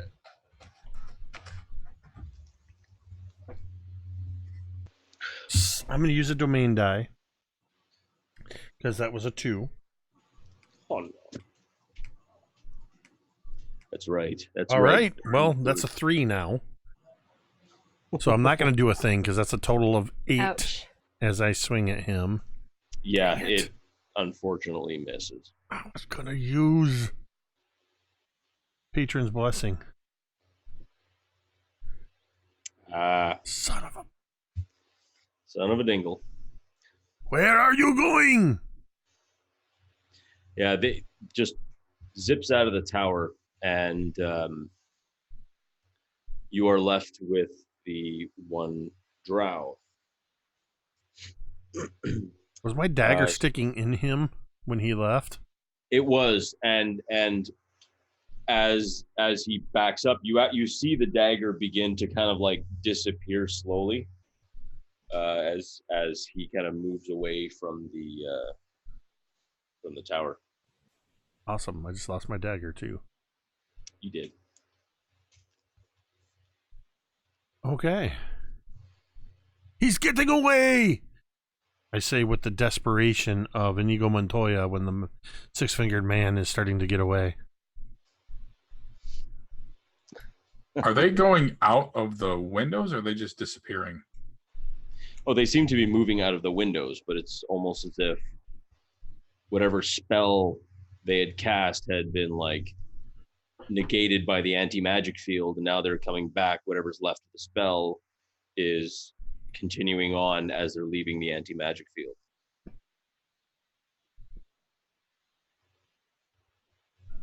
I'm not going to get away that easy. All right, so next up, Bevyn, is you. Isn't it V's turn? Oh, yes. No, my bad. Yes, it is Kiaria's turn. Okay, I'm going to beam the bastard who stabbed me. Because that's all I can do. Done, beat. You do go beat him good. I'm gonna make this count. Come on, Kepri. Kepri, I love you. That is going to be a, hold on, 19 to hit. And it hits. It hits! And then that is going to be a, I'm so not used to rolling a mace. I haven't used a mace in forever. It is 6 points damage. 6 points of damage. All right. You hit him, which actually breaks whatever hold he had on you, and he kind of stumbles back. And Bevyn, now you're up. Oh, can I use a bonus action though and attack him with my dagger? Yeah. Do you have two weapon fighting? Everybody has two weapon fighting. You just yeah, that's right. Yeah, that's right. Yeah, because I'm not a smart.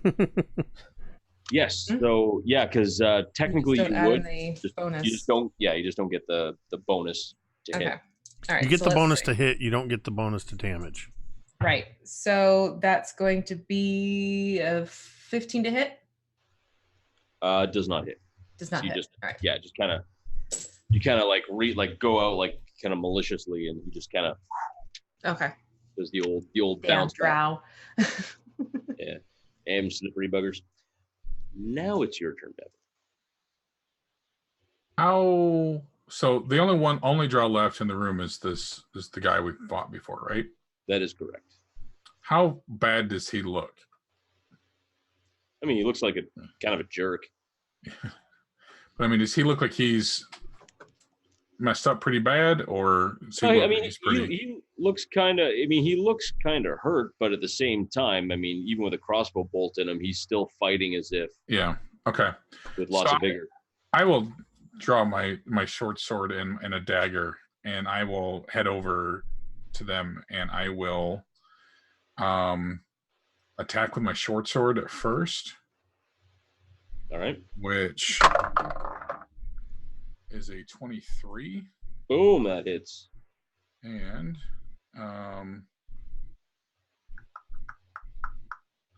since he's engaged, I get to add 2d6 to my damage. Heck yeah. Rogues and all. Rogues.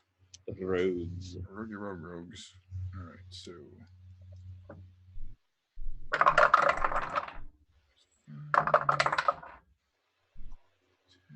there's 12 points of damage with my short sword. Nice. And I'm going to stab him in the neck with my dagger. All right. Which is a 17. That just misses. As you stab him with the short sword, he kind of twists his body to try and like mitigate how deeply and how like bad the wound will be. And as you come across it, where his neck was, just a moment, it just seems to just miss him. Okay. So. And that 2-weapon fighting is a bonus action, right? Yes. Okay. Yes. Then. So now it is Six's turn. All right. So as this drow sort of backed up out the window and vanished, was I able to see if he was moving up or down? Actually, tell you what, make me a. Sorry, I'm just trying to think of time. Can Make me a perception check, and but don't make it a disadvantage. could 6 smell them theoretically? Theoretically, I don't think that the tabaxi don't have any benefits for scent. I think it's sight, isn't but it? they do get as cats what's called cat's talent. That's where I get the proficiency in perception and stealth, which is why this 3 is now a 6. I'm going to re-roll that with a domain die that I suddenly remembered we have. That 8 means that an 8 now becomes an 11. Oh, for the perception? Yeah. Okay. That actually is just enough, because as you kind of rush right to the arrow slit and look right out, you see on the rooftop some tiles get compressed and kind of crunch. And you start seeing, for just a moment, you still see like just these invisible steps, like stepping on these clay tiles, breaking a few underfoot, when all of a sudden the spell drops, and much like running into a sheet, running, you see kind of reality kind of bend a bit, and then as he pops back into visibility, you see his whole body beginning to kind of run. How far away is he? He's probably about 40 feet away. And this roof, is this like right outside the window, or is it a drop? It's like maybe a 6 maybe a 6 or 7 foot drop. All right, I'm out the window. And if he's 40 feet and I can only move 30 feet, then I'm going to use my... Oh, I can't use my feline agility. We haven't rested yet. What about, wait, no, sorry, that's not we had a rest-based. short rest. Nope, sorry. Feline agility is based on you just can't use it again until you move 0 feet on one of your turns. So I do have that. Feline agility is what lets me move double speed, so I can move 60 feet on my turn. So I'm leaping out the window and rushing as fast as I can across this roof, flying at him to hammer him with this scimitar. All right, so both the drow are 40 feet ahead of you right now. So okay. It's 40. You guys, you two or you three are 40 feet apart. 2 of them are running abreast, and you're 40 feet behind. Right. So you want to run. I want to run to the one with the stone and attack him, and I can run up to 60 feet on my action with my feline agility. Okay.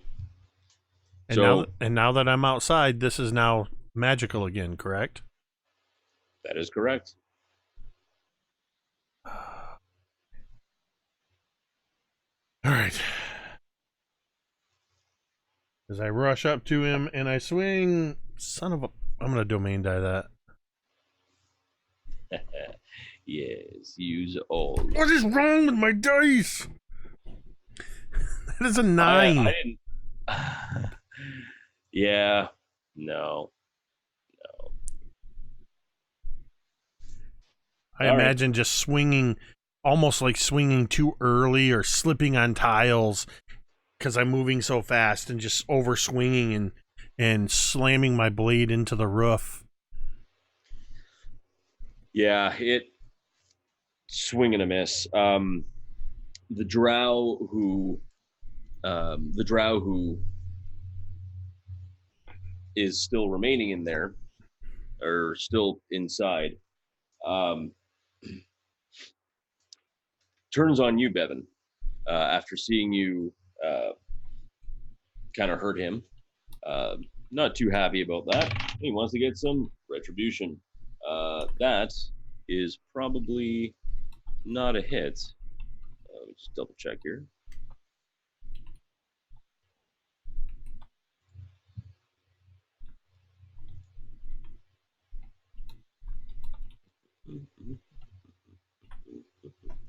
Yeah, that's an 11 to hit. Which I assume, yeah.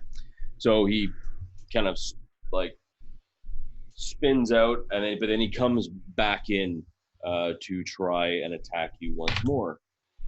Ooh, that's a 21 to hit.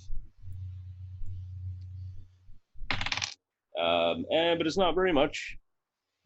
Ish. You take 6 points of piercing damage as he kind of grazes you pretty good. And now, Asche.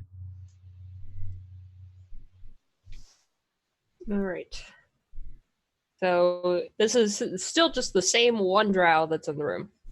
Same one drow in the room. Okay. Let's see. Just out of curiosity, would the one that has, let's see. The one that's been injured that's run, would there be like a blood trail or anything that we could follow? There very well might be. Okay. That'll just be something to bring up later. I just wanted to make sure. So still facing the same drow, Asche would probably reload her crossbow again and just go for it and try and get him again. All right. Let's do that. Yes. That is a 14. It just misses. Dang it. All right. I think I'll accept that. So she fires the arrow, and it just goes clattering right past his shoulder into the far wall. And as we go back down to this rooftop chase, the drow holding the stone does not stop, does not try to hit you at all, Six. He just runs, leaps off of another building, and is now 20 feet away from you.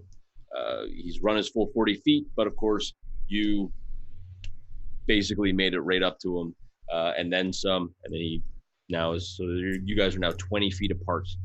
You didn't see the second drow for a moment, but then the other drow kind of like leapt off of a building, kind of flipped up, and is now running beside this first one. And that's pretty much all either one of those two do. So then we're going to Kiaria. Seeing Six jump out the window, correct? Yep. Kiaria is going to do the same, but she is going to turn into her radiant soul self. So as she's leaping out the window, you see her eyes glow this intense amber color, and these huge cardinal red wings shoot out from behind her, and she is now airborne outside the tower. And that is her action. As a bonus action, I'm going to cast Spiritual Weapon. And since I have Spell Sniper, I have 120 feet to work with, so that sucker is going to land in front of our two runaway drows. All right. And it will attack the one holding the stone. Nice, give her.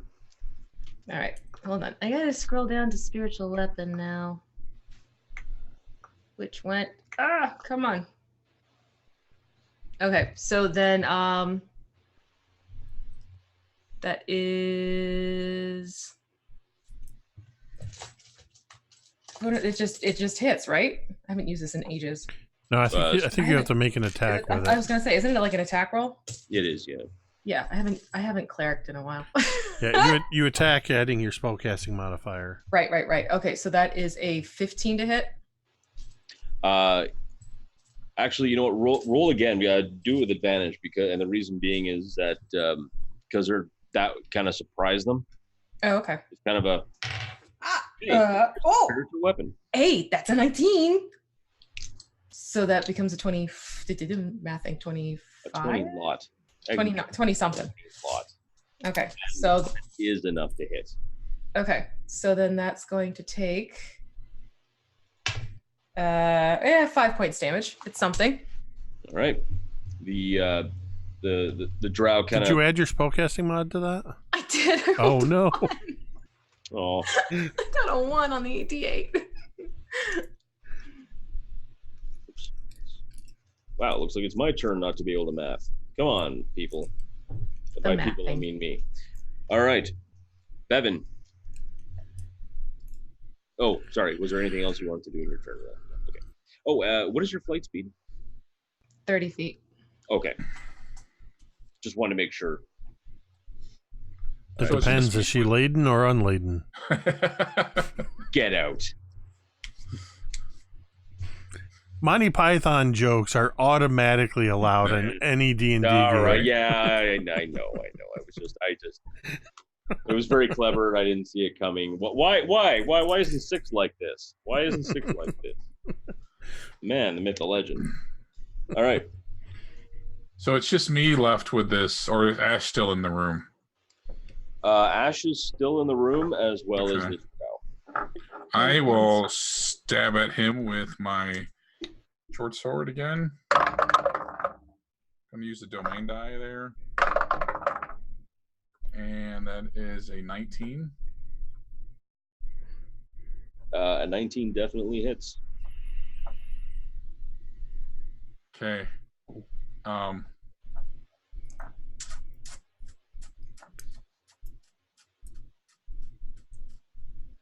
do y'all feel about only having 4 domain dice left? I mean, it's your call, man. Because I'm gonna try and put this guy out of his misery. I'm hoping this is gonna be enough. So Yeah, just what is that? The patron's blessing. Yeah, if you hit. Yeah, so I've hit, and it's 5 domain die, and I get 5 domain die turns it into an automatic double crit, which is just automatic double max damage. Okay, so that'd be 16. 16 points of damage. Yes.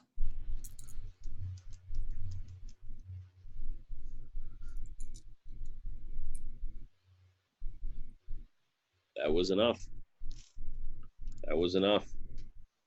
So tell me what's it look like. So he stabbed me on his previous turn with his knife, and I just dropped my dagger and I just grab the hand that he's holding his knife with. It's stuck in like kind of in my side, and I just run him through with my sword, and I just pull him close and just run him through. And then I just kind of stare into his eyes, and I watch him die. And I just take my hand and I push him by his face off of my sword and topple over. Yeah, you watch, like, even as the light leaves his eyes, you see nothing but malice and hatred. And even as the like kind of thick black blood kind of bubbles up in his throat as he kind of coughs. I'll find a way to kill that mongrel friend of yours. And he kind of just slumps over and dies. And bully for you. I loot the body. All right. On his person, you find a short sword. You find several pouches of what looks to be powder. And you find at least probably about 110, or actually I should say like 11 platinum pieces.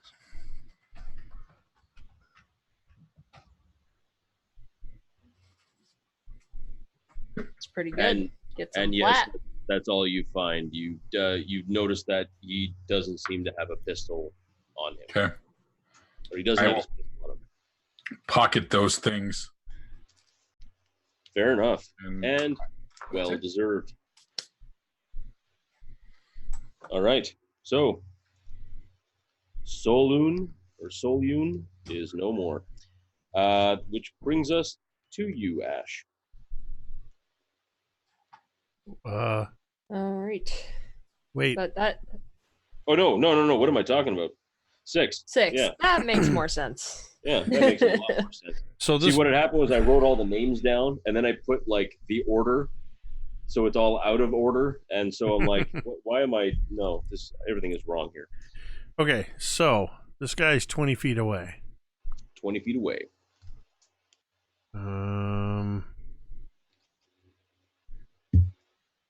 Yeah, I'm just gonna follow him. I'm gonna leap down, just like he did, and close the distance. And I'm going to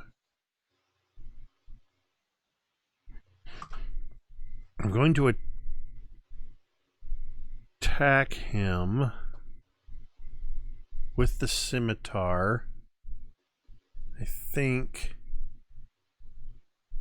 I have to hit him first to do this. So if I hit him, I'm going to do a blade flourish.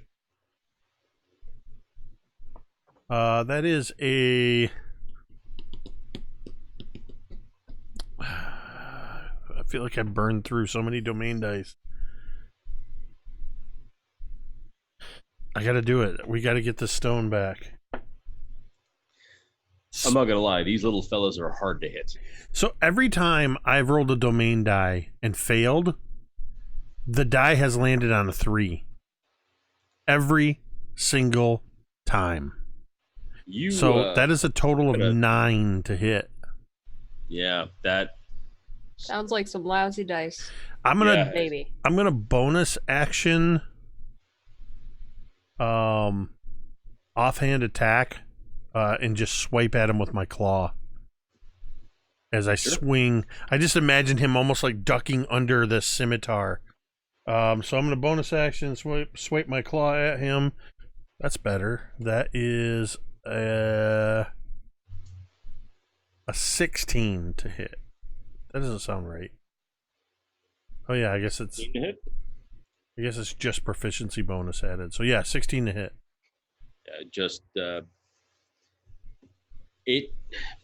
It just misses, but as definitely you're definitely scaring the guy now. He's definitely worried as he continues running.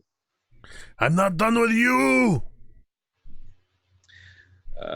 And so now the other drow again running another 40 feet. They're both running together. They seem to be like leaping from rooftop to rooftop, zipping through, trying to grab any sense of direction.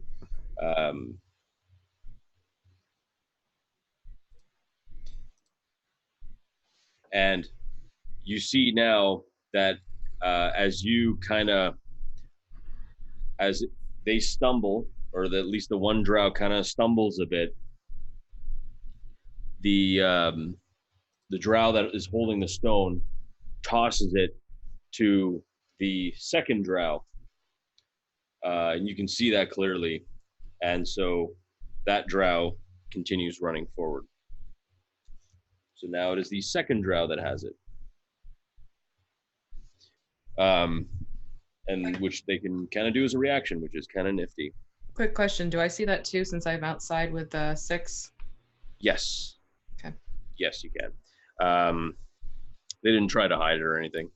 So that was 6. And so that drow caught it. And and that one's dead. So we're actually at Asche. This time I swear. All right, awesome. So, how far away are they from the tower, give or take? At this point now, it's been two rounds, so they are 80 feet away from the tower. You can kind of just make them out now. They're like hopping from rooftop to rooftop. You see 6 going full angry kitty, just chasing them down, and Kiaria with the eye in the sky, looking like an avenging angel. Got it. So I'm going to try something a little crazy. Okay. At least realize what I just described, and you're saying you're going to try something crazy. I mean, we have a flying angel, we have a cat person chasing after 2 elves off of rooftops doing parkour stuff. It's not too crazy, okay? Okay. I mean, let me. So, Asche definitely noticed that when Kiaria had both of her hands outside, she was able to perform some magic. So, she wants to do the same thing, and I was checking in the book. Firebolt has a range of 120 feet. So Nice. That is what I am going to try and do. And because she is not there, she doesn't know which drow has the That's stone. fair. That's fair. I'll yeah, totally. So I'm gonna do a D4, and if it's okay, I think if it's a 3 or 4, it hits the one with the stone. If it's a 1 or a 2, it hits the one without the stone, assuming it even hits it all. Fair. That's Okay. You know what? I would say that's fair. It is a 4, so she's aiming at the one that does have it. Okay, so now let's give this a shot. I was gonna send some mojo your way, but my mojo sucks tonight, so don't take any of mine. So I got a 17. And for that Firebolt. just hits. Oh, sweet baby Jesus. Okay. So, that is 1d fire damage. That's a d12. Where the hell is my d10? All right. Sorry. There it is. Nope. Yes. All right. 4. But it does hit it. All right. And the the firebolt hits square in the back. The drow, actually, I'm going to have to make a roll to see if the drow can hold on to that stone.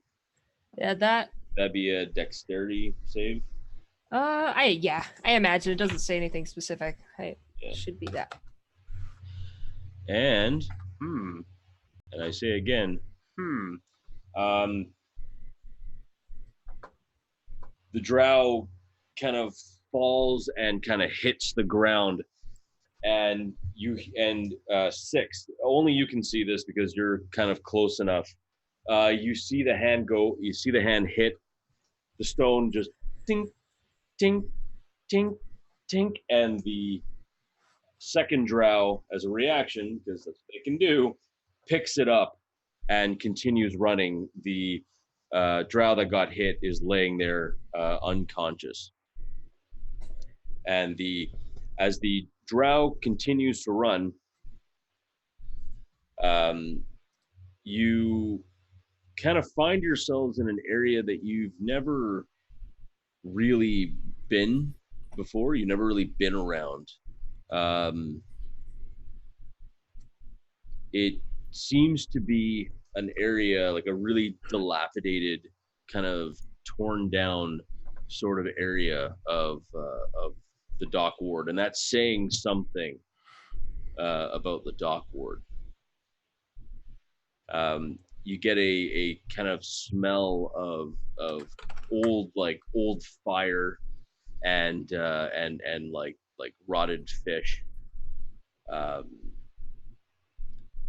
It just seems like there's even like a one vessel that a ship that had actually like partially beached itself on, and it's a fairly large vessel as well, as you're like continuously like bouncing along the rooftops and running towards it. The drow holding the stone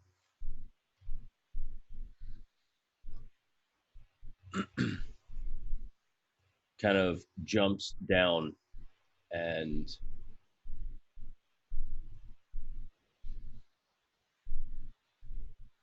you see him stop. He turns and he looks at all of you, and then we're gonna do like just basically one more round. Unfortunately, the individual holding the stone is the first up.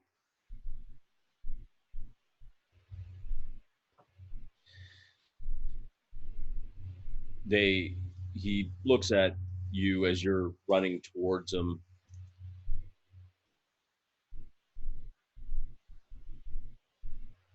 Did not need to be like this.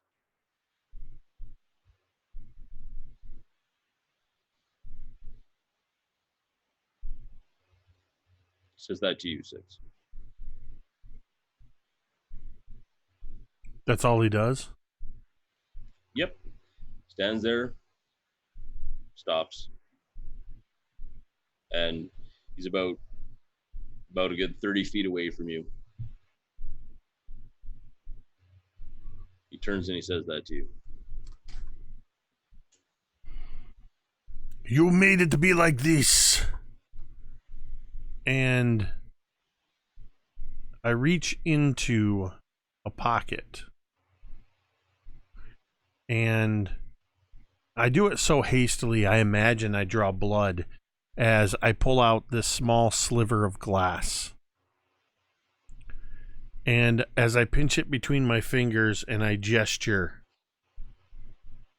and I hurl it sort of towards him, and in his space, all around him in a 5-foot cube, out of the thin air appear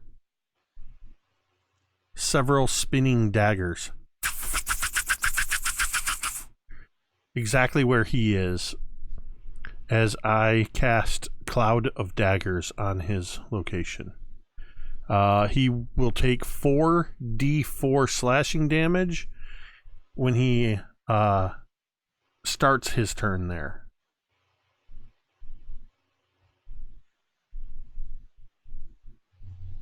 All right.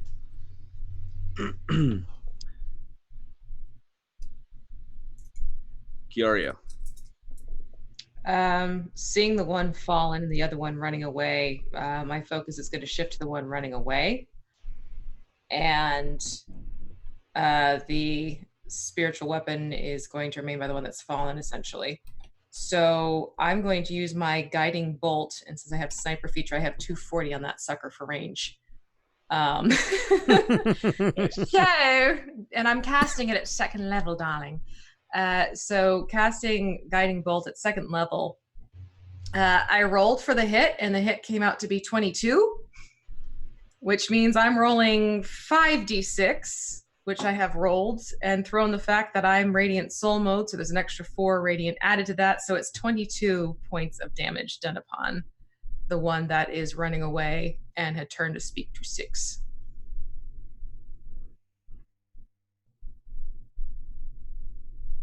And sorry, how much damage was that? 22. All right. And it's all radiant damage, if that makes any difference. Well, I mean, he's hurt. He's hurt real bad. That would be Bevyn. So I will just step up to the. How far are they from the window at this point? Because that's where I would be. If you were at the window, they're probably like a good 120, 130 feet away. Okay. Might be tough to see them. All right. Well, I see the them stop. I see the daggers floating.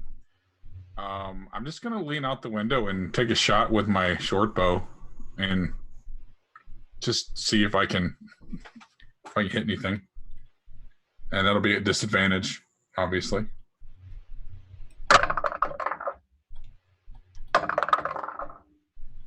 Oh, that is a 12. Yeah, arrow just kind of sails off. And I will just turn to Ashe and be like, "Don't do that. Do better." And I will give her help for her turn. So. Sure. And Ashe. Yes. So they're right at that 120 range kind of thing by now. Yeah. Okay. So did Bevyn give her a buff, or is that just like do better?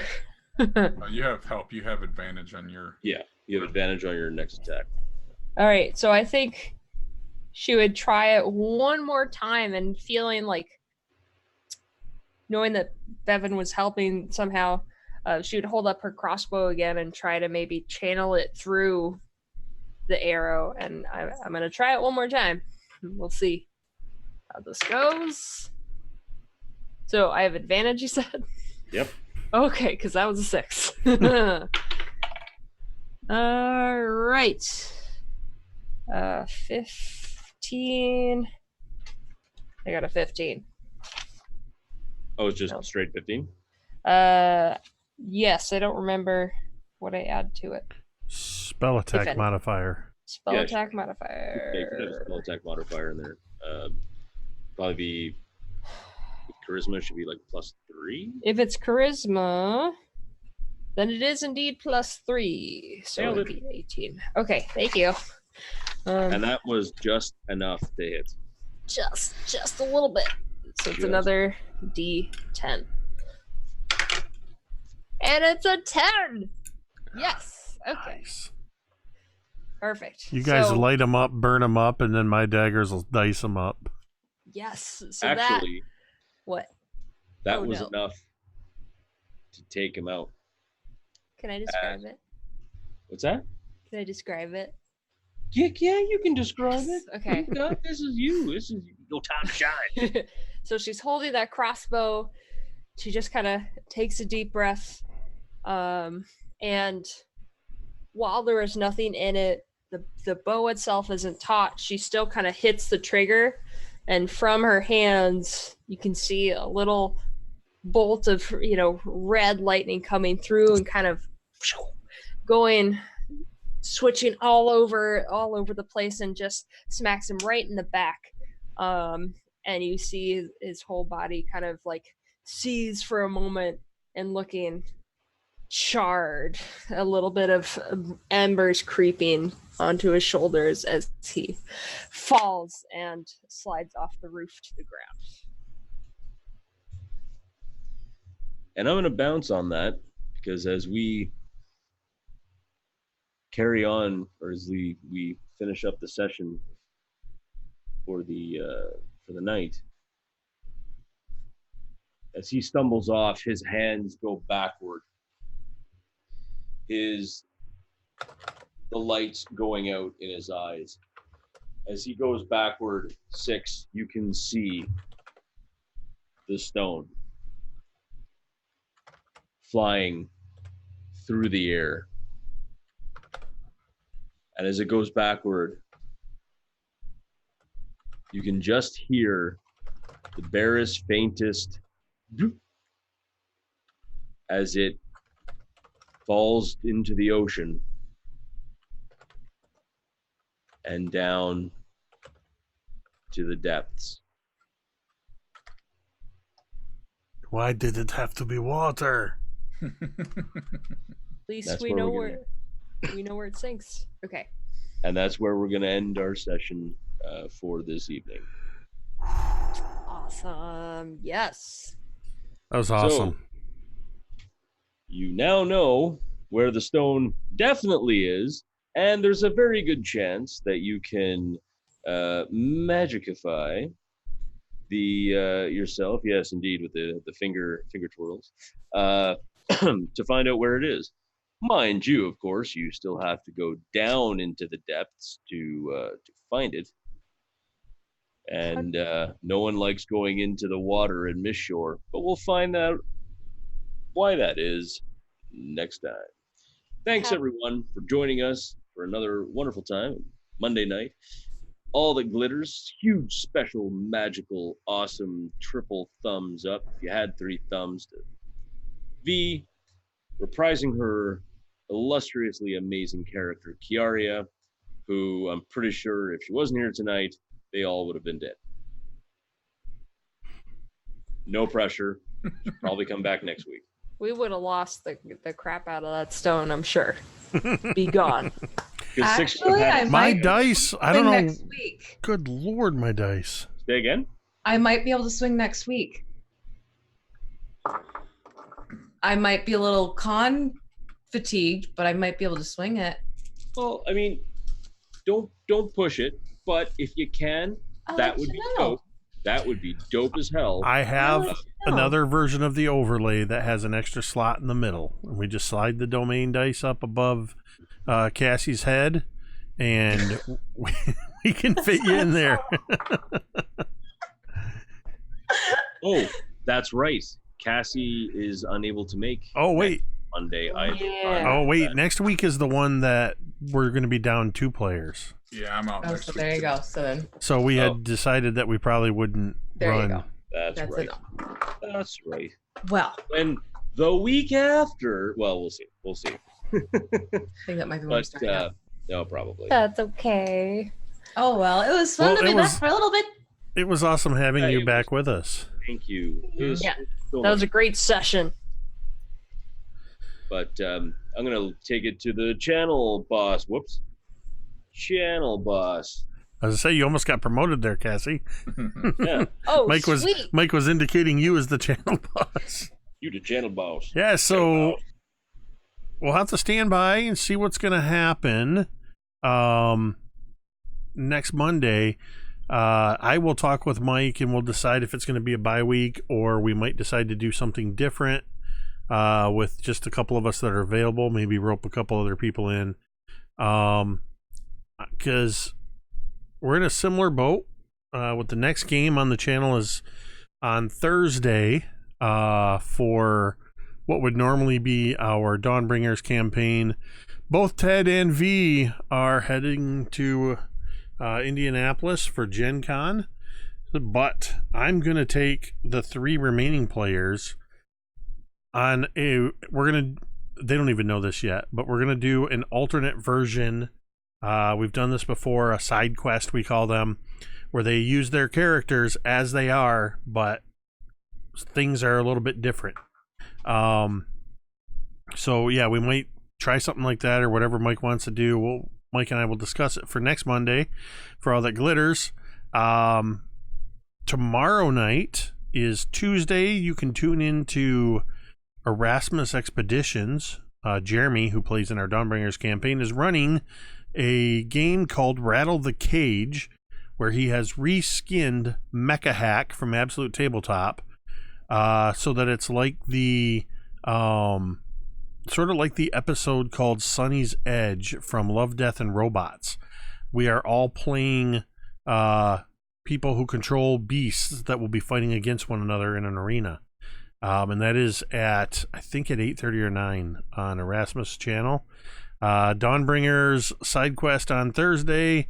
We're hoping that Cholt will return on Sunday, but we might still have some issues with people moving and things like that. So we're kind of playing that one by ear. But yeah, thank you everybody who tuned in tonight. Of course, shout out again to What You Looking At, longest and first channel subscriber. Resubbed for 18 months tonight, and for any new follows and whatnot tonight. Thank you to V for joining us once again. Always a pleasure to have you back. And of course to Mike for running another awesome session, and Cassie and Dwight. It's a pleasure playing this game with you guys. Well, I tried to play, but my dice wouldn't cooperate. But no, that was a lot of fun. And we started this session, I think this is the most domain dice that have ever been used in All That Glitters. We started with 14 domain dice, and we now have 3 left. So be sure to tune in next time. We could really use your help to get some more domain dice. So think about how you could help us out with that. So that is our game. We're going to go ahead and we are going to end the stream the same way we end every stream, and you can say it with me if you want.